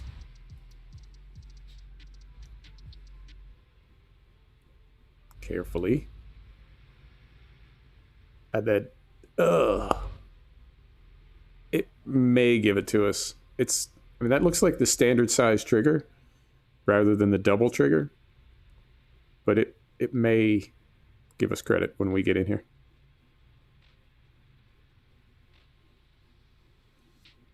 How's the other end look? Not bad. Okay, that's the double trigger. All right. Neutral. Set the brake. Husqvarna is Swedish. All right, there you go. Engine off. Let's get loaded up. And what time is it? Just going on midnight. So I think most of this is going to be in the dark. All right. And now, oh God. Now we got to like crank it over to get out of here. All right. Lift axles up in the back. Here we go. I think we can do this. I think we can. I don't know if our hoses are going to love it, but I think we can make it. Yep, we got it. Don't hit the sign. Whoa. Slipping. All right, here we go. You know, sometimes I'm able to pull that off. Not often. Every now and then. And as long as the AI gives us a little bit of room, I think we'll be all right.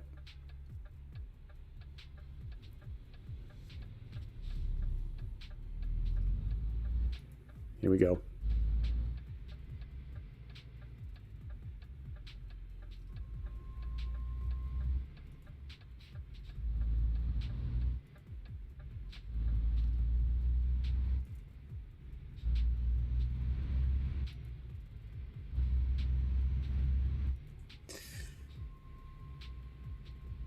And then where are we going here? Traffic circle, we're going, I'll call that the first exit. And then first exit at the next traffic circle. I think we'll be on the freeway.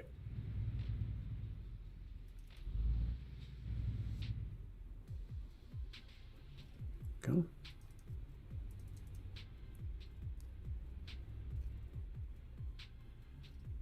Oh, and is there an autosave in Transport Fever? And if there is, did you turn it on after the incident?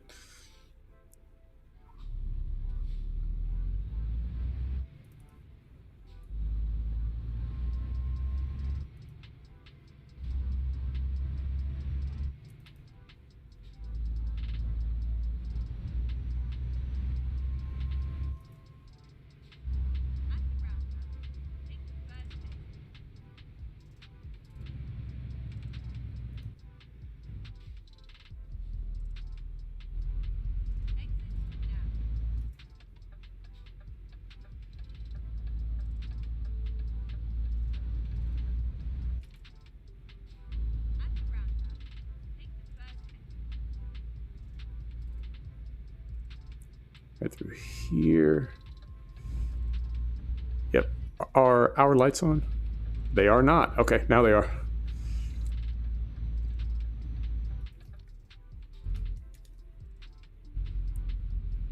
Find a good gear here. Maybe.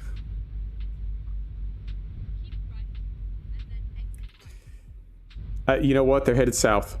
They're headed to Ibiza. They'll be there 18 hours. That's when the party starts. So are we exiting now? I think yeah, we are. Okay. It's been so cold where I am in real life. I've been thinking about doing an X-plane flight to Ibiza or Mallorca or someplace.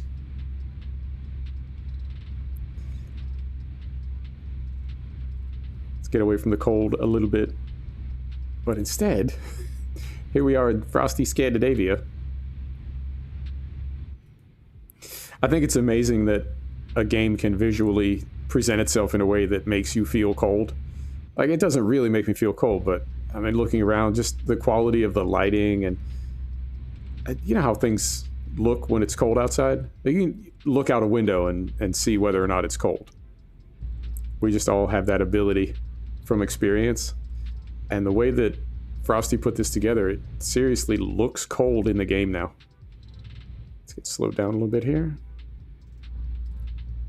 Right about there. There we go. There's 70. All right.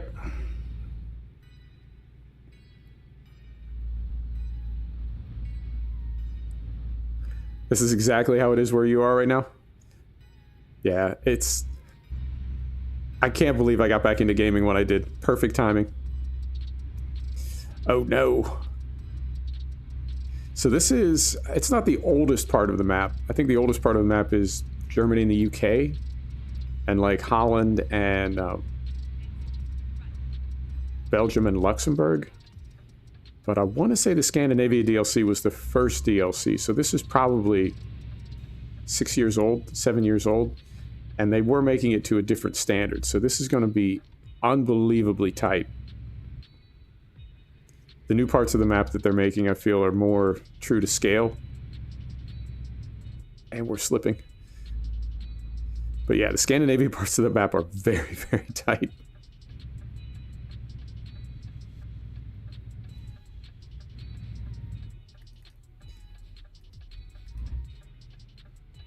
All right, good over there.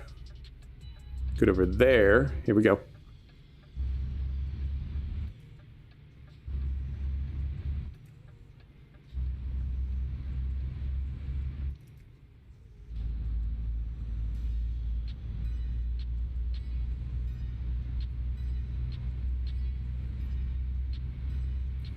And I already forgot where we're going. We're going to Finland. We're taking the boat across to Finland and then heading north from there. Yeah, all right.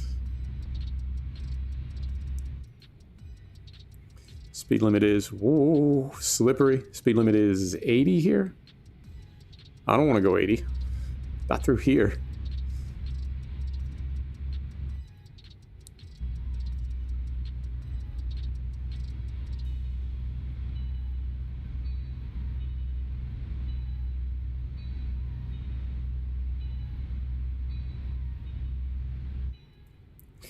They are. And they started in Germany. I think that makes sense because it is, I'm going to call it the worst offender. And I think that's really kind of a ballsy play by SCS to acknowledge that the first content they made for the game, as they were sort of figuring out how to make content for the game, may not have been the best. And that they would take the time to go back and fix it. I mean, that's not something a lot of studios do. Go back and redo original content to be the same quality as their current content. I can't think of another studio that's ever done that I know of. But that's SCS. I mean, it's hard not to like them as a company. I don't like to go all fanboy, but I think they're a great group of people. That they would spend time and money on something that, I mean, nobody's going to abandon the game because Germany is all out of whack.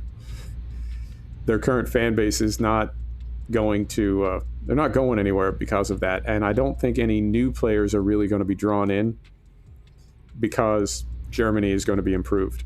So there's no practical reason for them to do that. They're just doing it because it's a cool thing to do. It's the right thing to do. But it's not something that many studios would do. So good on them. I try to support them every way I can. I buy DLC as soon as they drop. I would buy trucks if they added trucks as DLC, but they always just include them in base game. You never have to buy them. Definitely the right way to run a development studio. Let's get slowed down here.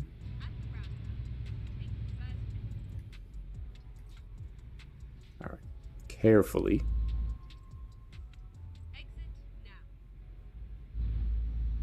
And then right there, did not use my indicator, couldn't get to it in time. Doing other things with my finger. Yeah, no doubt, Navi. And they've got the next ATS DLC is Wyoming. And I'm guessing the next one after that will have to be Montana. But at some point, they are going to have a Texas DLC. It wouldn't surprise me if they did it in 2 pieces, because Texas is so big. And if they did, I would have no problem paying for each of them separately. So we'll see. And then on the ETS side, I thought for a long time the only place they could go would be east to Russia. But that's not necessarily the case. I mean, I think they can go down along... Well, they could do Greece, for one thing. They could go down along... Is that the Dalmatian coast? Croatia and that area. So I do think there are other areas that they could fill in before they get to Russia. But that's going to be... I think they'll have to do that in pieces as well, because it's, what, 11 time zones wide? So it would be a... Even if they reused textures and models across the entire DLC, it's still a massive area. Yeah, exactly.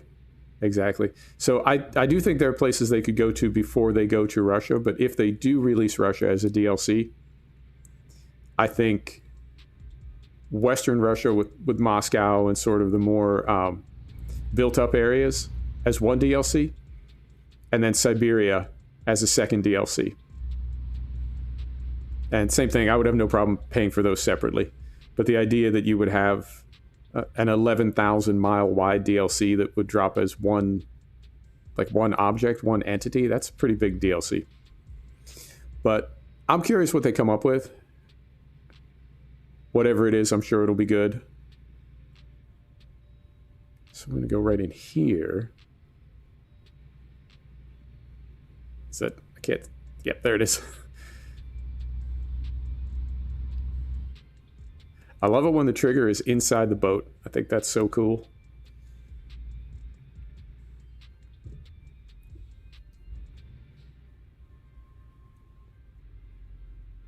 Yeah. Yeah, I mean, I don't know how they would go about doing that. I guess we would either have ferry crossings across from Italy and France. Lights off. Engine is off. Either ferry crossings from... where are we going? Going there. We're going here. 9 hours. Okay. Either ferry crossings or... Yeah, Gibraltar. Yep, definitely. Or loop it down around the other way and go around, country by country, go around the eastern end of the Med. Could do that as well. So brakes off. Drop that. Here we go. And I think I'm just going to run lights in daylight the whole time, because it's 9:15 in the morning right now. I'm just going to leave lights on. It's a little bit foggy. All right, there's no harm in leaving them on. Oh, look at this. Look at this, pulling out of the boat. You know what this is making me think of, though, is all those trucks, 3,100 trucks stacked up in Dover. They said it's going to take weeks to clear that out.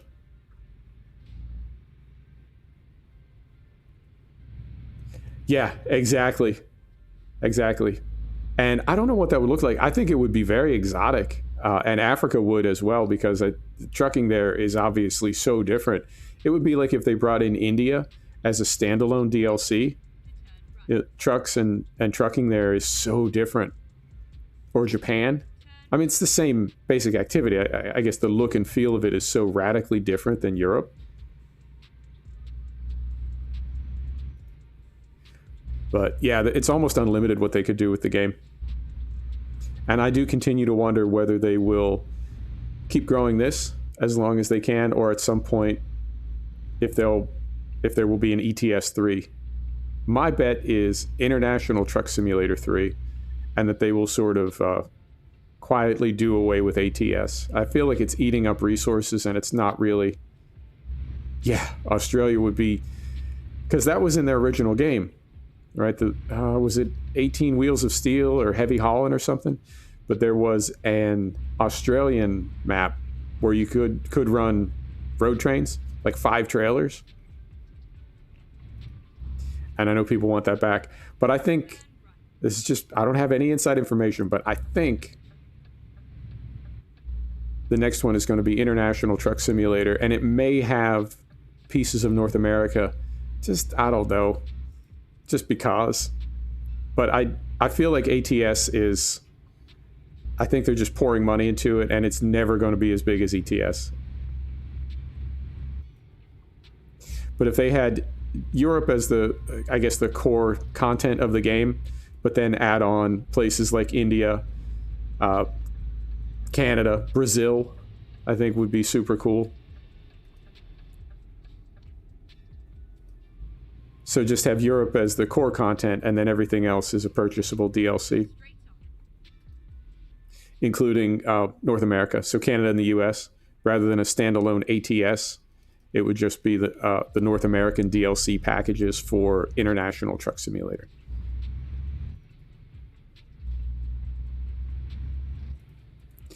I think so. And what do you do when you get to India? Because it's definitely not Europe anymore, you know. So it is sort of global truck simulator.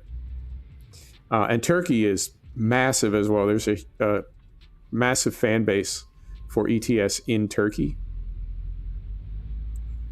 and the Turkey is considered Europe. It's not. Well, that's the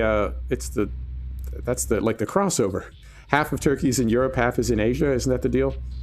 Is that the Bosporus? I don't know. What's the there's a river or an inlet in Turkey? Yeah, it's half Europe and half Asia. So if they, well, we have Turkey now. Ah.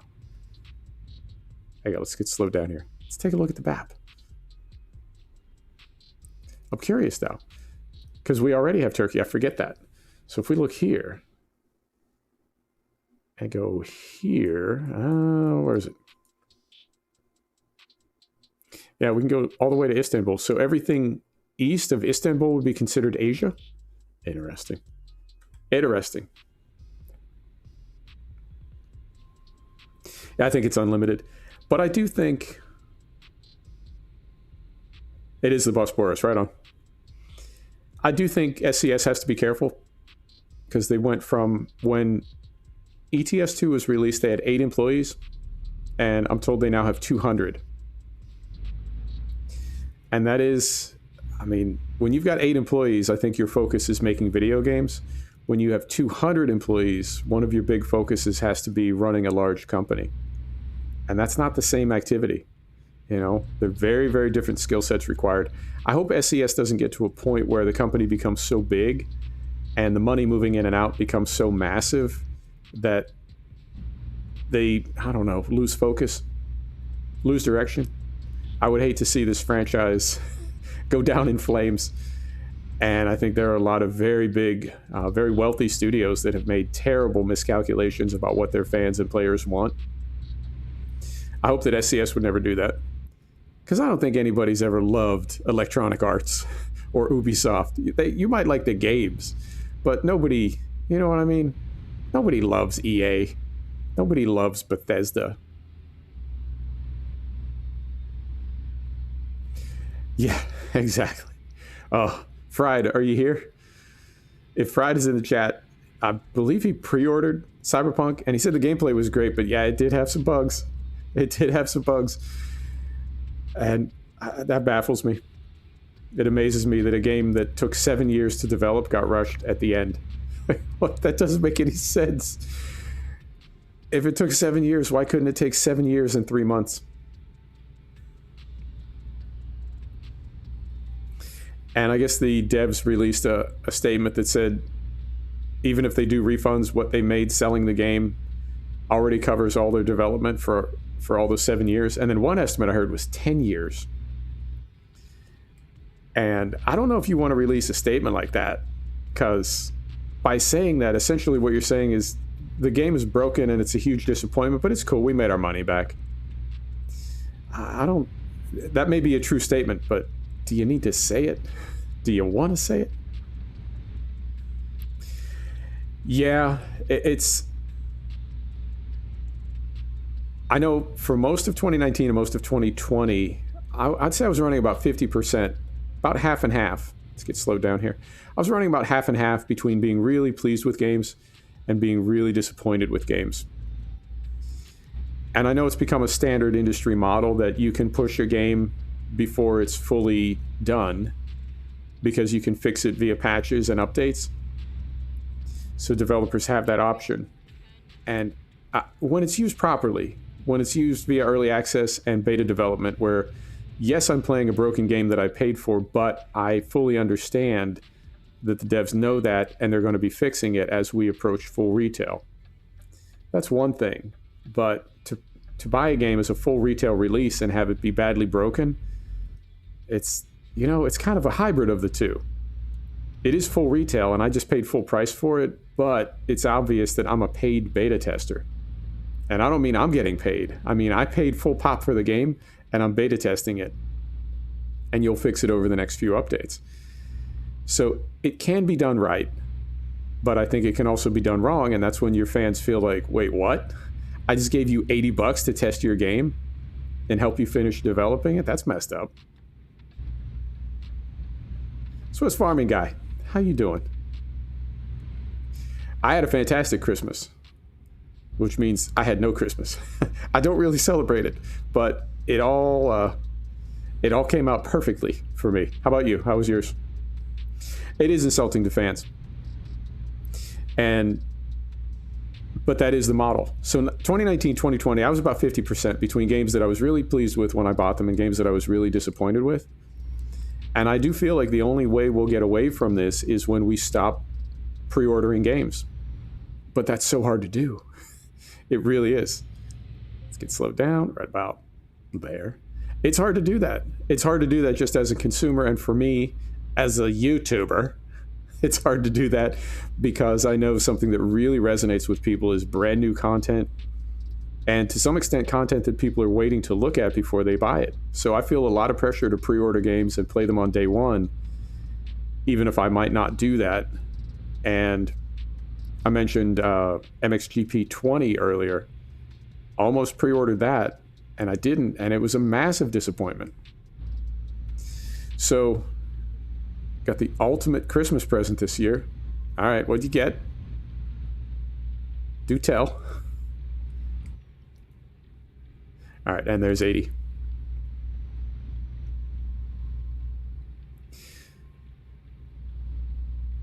Yeah, I've dodged a few bullets, and I've also refunded a couple games.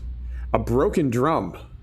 There's got to be there's got to be a story behind that. There's got to be more to it than that.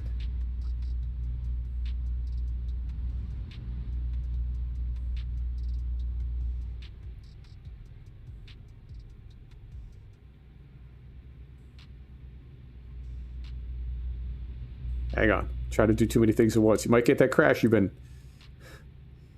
Okay, so it was not supposed to be a broken drum. It was supposed to be a regular drum. Needs to be returned. Needs to be replaced.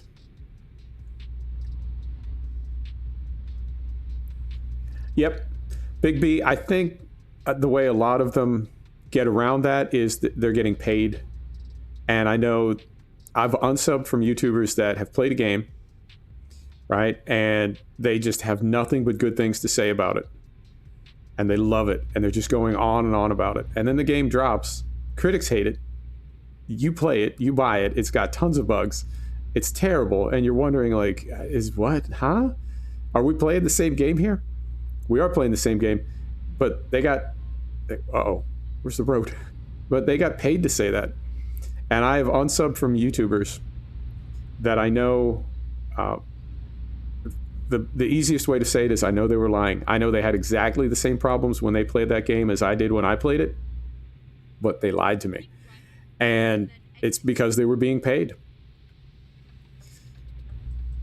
Let me slide over here. And there's one exception that I will make, and that is the Rad Brad, because the Rad Brad is just so cool. I just love that guy. And I know he's making a living. You know, and I know when he just had a daughter, and I know when you got a family to feed, you do what you do. And the Rad Brad, you do what you do. and I'll always stay sub to that guy, and I'll always support him. But when he says, you know, I want to thank the folks at Wherever for letting me play this game before release, you know what? We're just going to make the most of it. But that's the answer to your question is they're getting paid. And if I feel like a YouTuber is playing me, I'll unsub.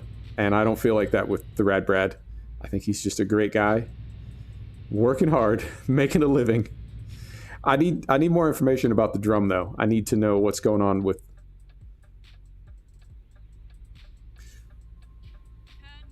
You know, the thing that I get from the Rad Brad is, like, I'll see in his comments all the time. Somebody's like, "What is this guy's problem?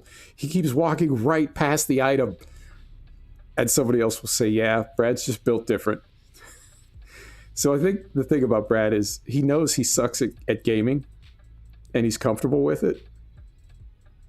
You cannot beat a broken drum. Okay.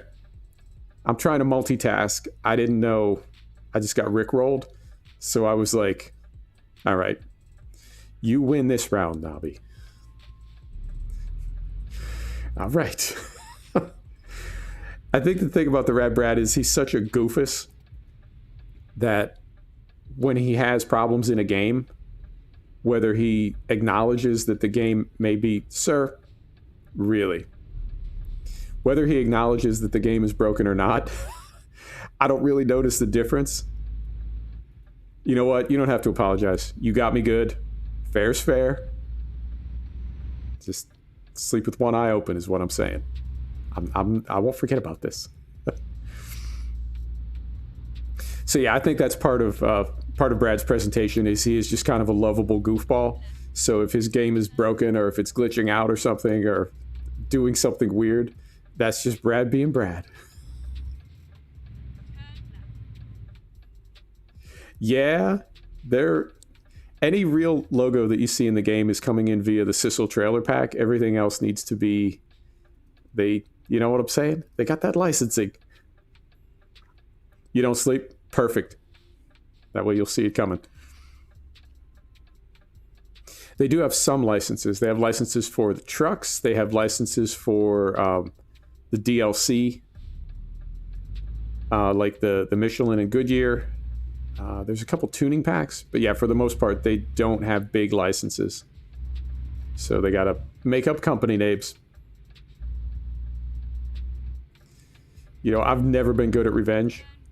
What is happening right now? Did I miss a turn somewhere? What's going on? I think I missed a turn. I'll blame it on the sat-nav, but I think I missed a turn. Really, they won't... Jesus. This is where they thought it would be a good idea to turn around. Oh, game. Ah. All right. Can we... Is there another exit? Can we get out that way? Hang on. Yes. I think I can. Okay. I'm not good at revenge because I'm always in a good mood, and my my short-term memory is not fantastic. So I don't always remember that there's somebody I need to get even with. Just forget about it and move on. Ignorance is bliss, yo. All right. So we get out that way. Where are we going? Wait, what? You just dropped some DAS? All right. I feel like I should reward that somehow. The only thing I could do is make you a mod. All right, so as long as the Range Rover doesn't hit us from the side, no guarantees with a Range Rover driver. All right, big up for the NAS drop, Big B. I like you. Yep, one of my favorite live sets is Nas and... All right, that happened. Carefully. Ooh, carefully. Nas and Damian Marley at... it's basically a weed festival in Rotterdam, but they do a live set together right about the time that Distant Cousins dropped. And it is unbelievable. Even the DJ set before they come out is amazing. Yeah, big Nas fan. Did I check out the 2 mods for FS19. Wait, doing too many things at once. Hang on, let's reset here. Did you have a different name before? Did you change your screen name? I don't remember that name. All right. Let me see. And what was the other one? Same name. Okay. All right. Well, I'm glad you made it back. Thanks for stopping in, man. I'm glad you made it back. Let me see. Check out the 2 mods for FS19. I don't know exactly what you mean by that.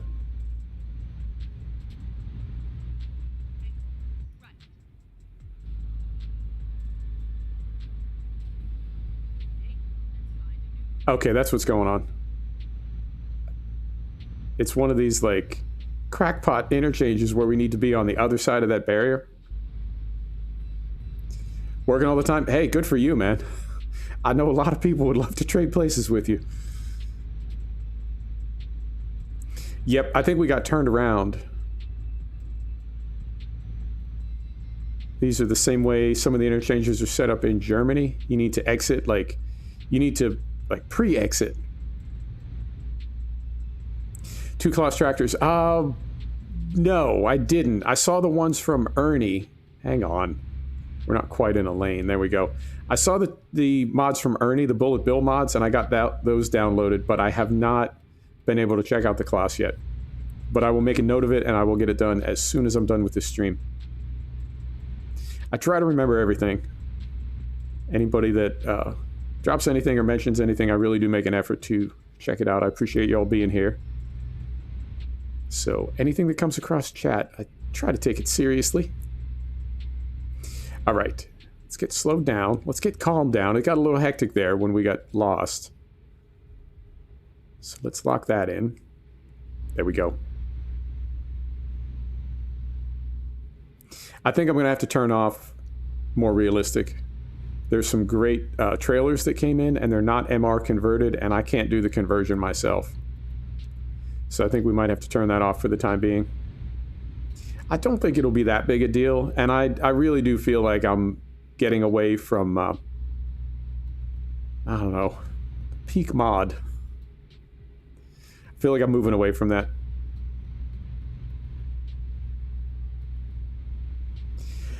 Yeah, you can sort of see the markers. You can sort of see the fog stripe and the white dotted line, but not super clearly. Mostly I just follow the cars in front of me, but when we end up going different speeds and I can't follow them, it gets kind of hectic, and it's starting to get foggy too. Fantastic.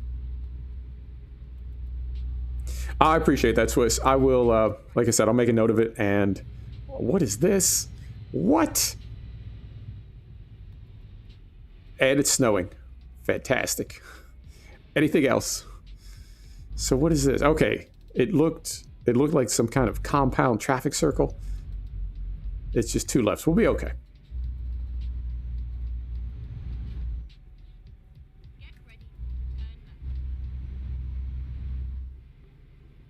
And the music that I would have in these streams, if it wasn't for copyright, the music that I would have.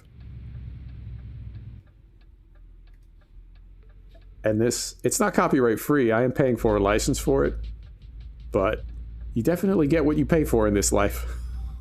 I looked into licensing some music, and the estimates, some of them, they want like they want like $1,000 retainer, and then based on how many views your video gets or how many views your stream gets, that's how they bill you, but you need to front them the retainer. Yeah, no. I mean, I would love to have the coin to do that, but it's got to be Epidemic and Spotify for the time being. And the thing about it is you're chasing the dragon, right? Because if, like right now, I wouldn't pay a lot because I have a really small channel and a really small audience.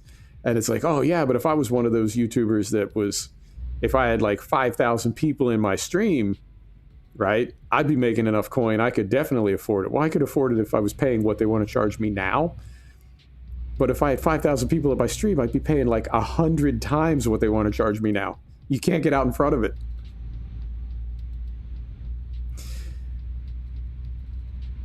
Hang on. As long as I get in front of this guy. Super long trailer. Oh, God. There's a car pulled over. Ah! Hang on. I love Frosty, but it's stressful. I'm using Epidemic through Spotify right now. I have a license via Epidemic. That sounds impressive, but it just means I give them some money every month and I'm licensed. And then they have their own channels in Spotify. I keep those on, and as long as my license is current, I am copyright free. Or I've licensed the copyright, I guess. Yeah, Big B, this is the... oh, it's not Big B. Swiss Farmer Guy. Yeah, Swiss Farmer Guy, this is the Frosty bod by Grimes. And it's beautiful, but it's a little tricky. The only thing about Epidemic, well, there's another license you can get, and I believe that makes anything that you stream permanent. But as it stands right now, my license is set up in a way that as soon as it lapses, then Epidemic owns all my videos. So, yeah. Make sure you pay that credit card. Keep that current. But it is a good deal, and I think it does bring a lot to the stream. I really notice when I'm watching a streamer that does not have music, I really notice. I think it just keeps it more lively. And it does, believe it or not, the hardest part about doing this... Uh-oh. Problematic. Can't stop. Jesus, what is this? What is happening right now? Find a good gear here. Whoa. That's not the good gear. What? There we go. All right.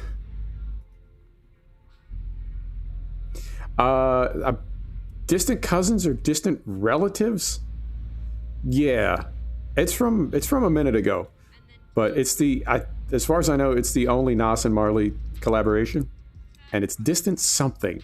But it's fantastic. As We Enter is like, I don't know, man. It just makes me want to fight people every time I hear it.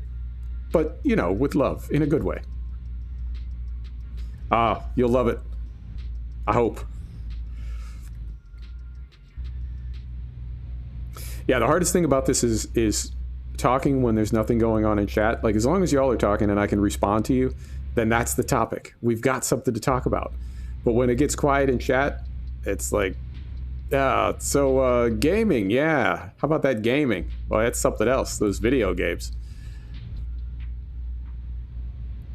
And that's when I think the music really helps out. Just to kind of pad things a little bit. Coffee? Sure, I'll have some. All right, so we are hopefully back on track now. We don't get lost again. Yeah, exactly. Well, this weather. But that is the one thing that I hear over and over and over again from like pro streamers is when you're first starting out, you've got to keep talking because you don't know when people are dipping in and out. And so if somebody pops into your stream and it's just nothing. It's just you playing a video game. It's like, yeah, I've been there, done that. I've seen people play games before. What is the reason to stay? And it's you. So if you're not talking, there's no way for them to connect with you and they just dip out again. So you've got to keep talking. And it's, I don't know, man. It's like a Stephen King book or something where, you know, the last person to say something gets thrown out of the island. All right, so we're going right through here. And then right through here.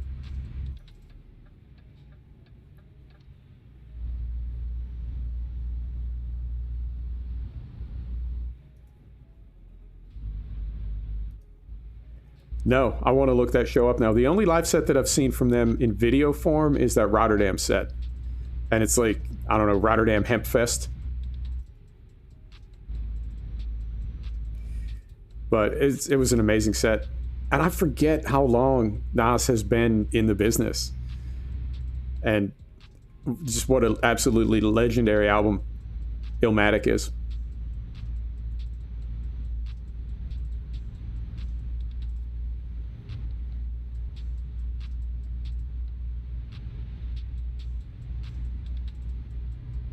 All right, and I just saw, right on the corner of the mini-map, I just saw our drop-off point. So I think, yep, getting into Helsinki. And where are we at on time? Ah. Yeah, had to be. It's, I mean, I don't typically think of Illmatic as, I don't know, cornerstones of hip hop. It's an amazing album. I just don't think of it as being from that sort of cornerstone era, but it totally is. It's been out for a minute. Right? Oh, no ticket. Perfect. Yeah, things like that just kind of piss me off. Honestly, they do. Because I think about what I was doing when I was 19, and, you know, what were other people doing when they were 19? Steven Tyler wrote Dream On when he was 19. What? How do you have thoughts like that in your head when you're 19? And how do you have the talent and the ability to capture it in a way that you can, like, share it with other people? I don't know. That amazes me. That is talent. That's like David Bowie level of talent. Not of this earth.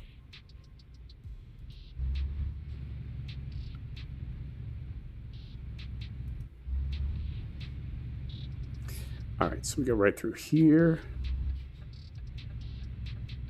No traffic there.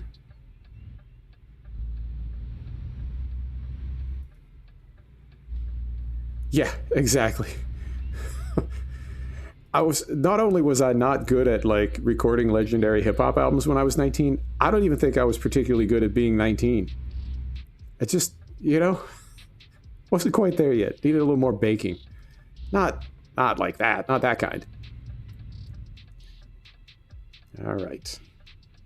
Is that a tram? Oh, hell yeah. I don't know what it is about trams. I love them. I really want that Lotus game to get done. But I think that might be, you know what I'm saying? Might be a minute. Gonna make the weirdest food combo, then gonna eat it. I mean, sometimes you gotta do that. There. So we did get a couple tickets. But I don't think we've hit anything yet. We almost hit something. But did not. Yeah, it's a different era. I was making dinner last night. My girl and I were making dinner, and I put Allman Brothers on Spotify and listening to Dwayne play the way he plays, right? And know how young he was, and just think that there was a time when that was pop music, right? I mean, I know there was other kind of like bubblegum pop in the early 70s. But that was popular music in the 70s, and the people that were making that music were legendary, right? Extraordinary amounts of talent. And I look at pop music today, and it's like, I don't want to be like the boomer, right? The music when I was a kid. And that wasn't when I was a kid. That was before I was a kid. So it's not like that. I'm not saying that people making music today aren't talented. I just feel like popular music today, like, what is the pop music today, where's it going to be in 30 years? Are people still going to be listening to... Turn what? Why can I not see it? I mean, I know there's always been fluff pop, but I don't know if there's ever going to be another Led Zeppelin in this era or any other.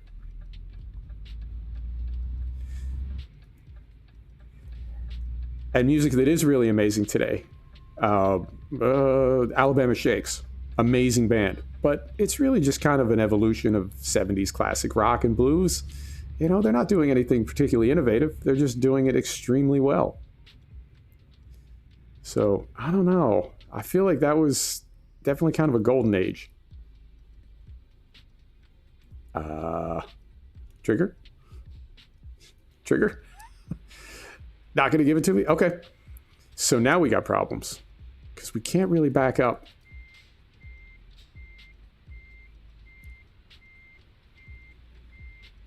see if we can swing this over a little bit. As soon as we start to jackknife, I got to stop.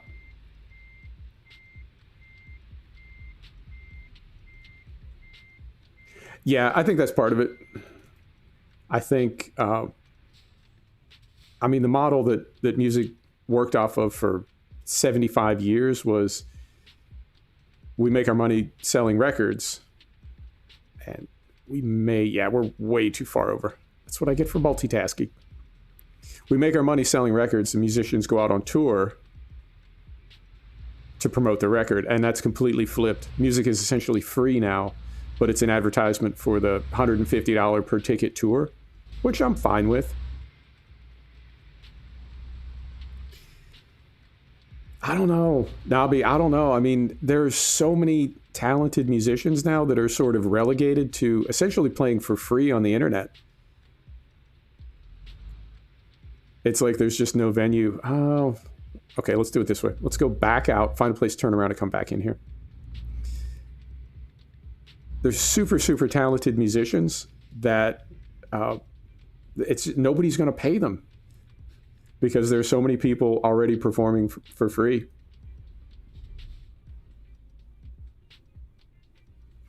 I just saw, what's his name? Marcus King. I just saw Marcus King do a live set, and that's one of those. And again, it's extremely derivative. He's not really doing anything new or innovative. He's just doing something that's already been done extremely well. Super, super talented. Clear that. Do not. It's all coming apart. I had a feeling this was going to happen. Chat, I blame you. Gameplay, you got your wish. You broke me. Are you happy?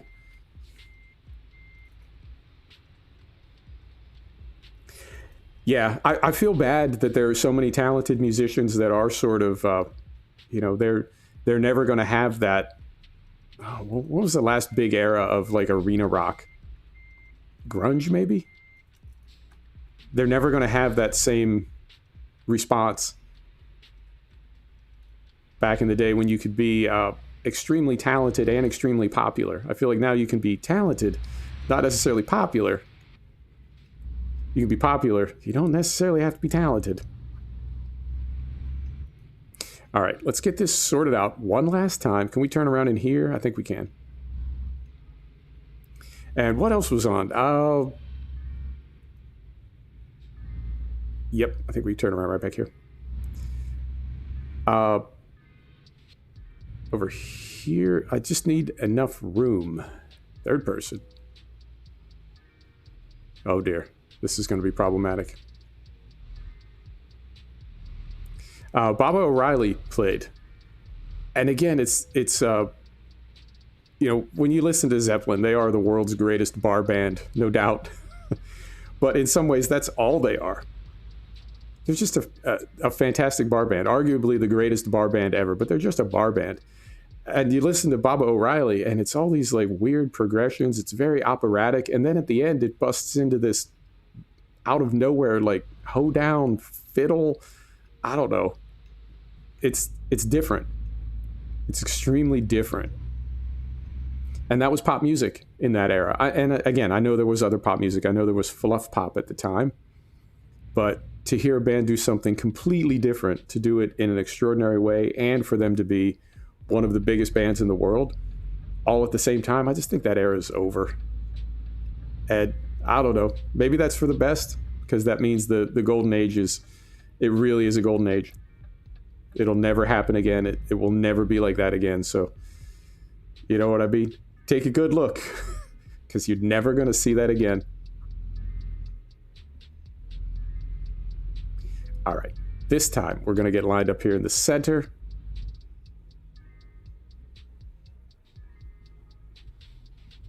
Is it going to give it to us? It better. It has to. There we go. All right, so we get down to neutral. Whew. That's what I get for multitasking. That's my own fault. Parking lights on. Set the brake. Engine is off.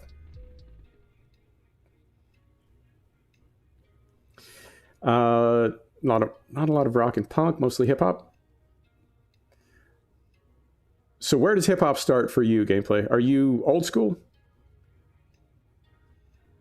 Cambridge, home of Pink Floyd, Sid Barrett. Yeah, it's another. Oh man, where do you even begin to describe a band like Pink Floyd that was able to do something so unbelievably innovative and still be kind of blues based and be one of the biggest, most popular, most famous rock bands in the world in that era?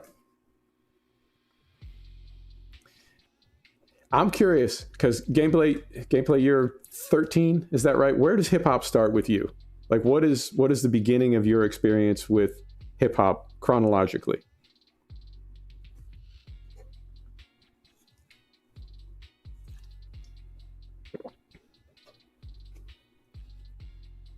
Pete Townsend was an art school kid stuck in a rock band. Yeah, definitely. And I think that cascaded down. And years later, you saw that in bands like the Talking Heads with David Byrne. You know, that it was more of a performance art project that just happened to be a band. New school? Okay.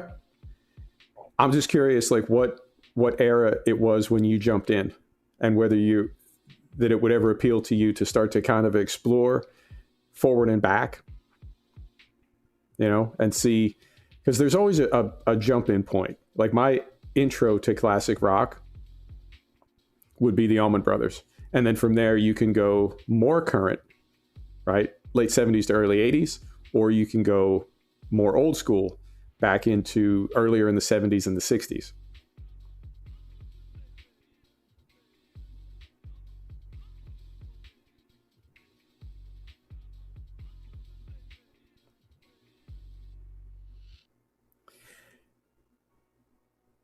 Yeah, no, but I'd have to agree with that. I've listened to since 2010. Okay, and is that when were you listening to what was current then, or when you started listening to hip hop, were you listening to stuff that was already older? I listened to a little Floyd with Barrett and a little bit of Sid Barrett solo. Couldn't get there at all on his solo stuff. And I agree with you, when Roger Waters left, they were not Pink Floyd anymore. But you got to admit, the rest of the band was like, Roger, we get it, right? You miss your dad. We get it. Can we make a record that's not about your dead father? Maybe just one?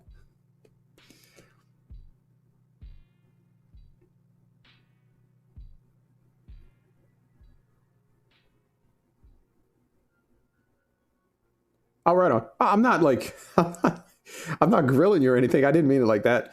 I was just curious. I was just curious when people get into a certain type of music, whether there's a particular song or something. Yeah, exactly, Big B. What was it? Momentary Lapse of Reason was, for that to be released as the next record after The Wall. It's like The Wall Part 2. Roger, come on, man. There's plenty of other things to be upset about. Gameplay, I'm not grilling you or anything. I didn't mean it like that. Just curious. Because there is, as hip hop has expanded, there is just so much of it now. And there's so many different threads. Like you said, start in the Bronx, and then it all just kind of weaves back and forth. It's an amazing tapestry. I love it. All right, I'm going to call it. We've been going about 2.5 hours. So we will come back tomorrow. And what do we want to do tomorrow? The Western Shore.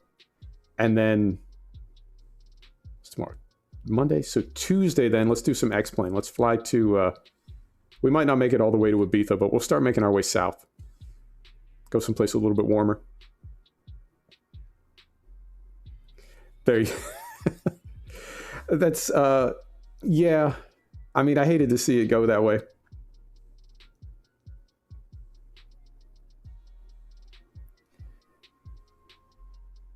Super old school. Yeah, I mean, that to me is, that's so old school that I wouldn't say that I don't like it, but to me, it's like listening to very, very early Miles Davis. Because for me, my favorite Miles Davis era was the like early 70s, the fusion, right? Agartha, Pangea, Bitches Brew.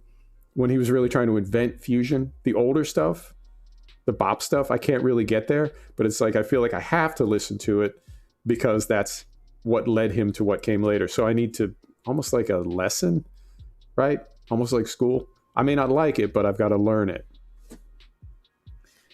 Yeah, it's bad. When I listen to Agartha and Pangea, what I love about those records is it took people 15 years to figure out what the hell he was doing.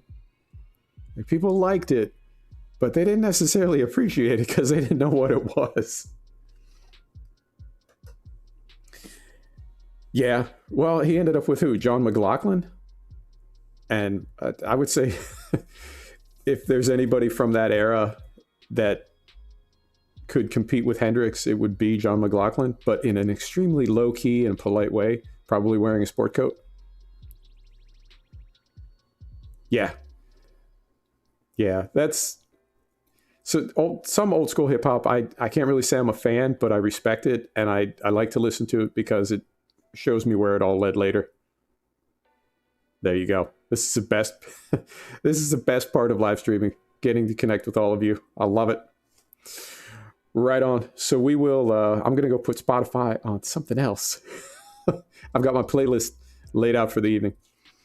So I'm going to dip out of here. I will be back tomorrow. We'll do the Western Shore, same time. And then on Tuesday, we'll fly somewhere. We'll fly from, where are we? Copenhagen? Yeah, we'll fly somewhere south, someplace a little bit warmer. Thanks, everybody. You are awesome. I do appreciate you. Thanks for stopping by. Happy holidays.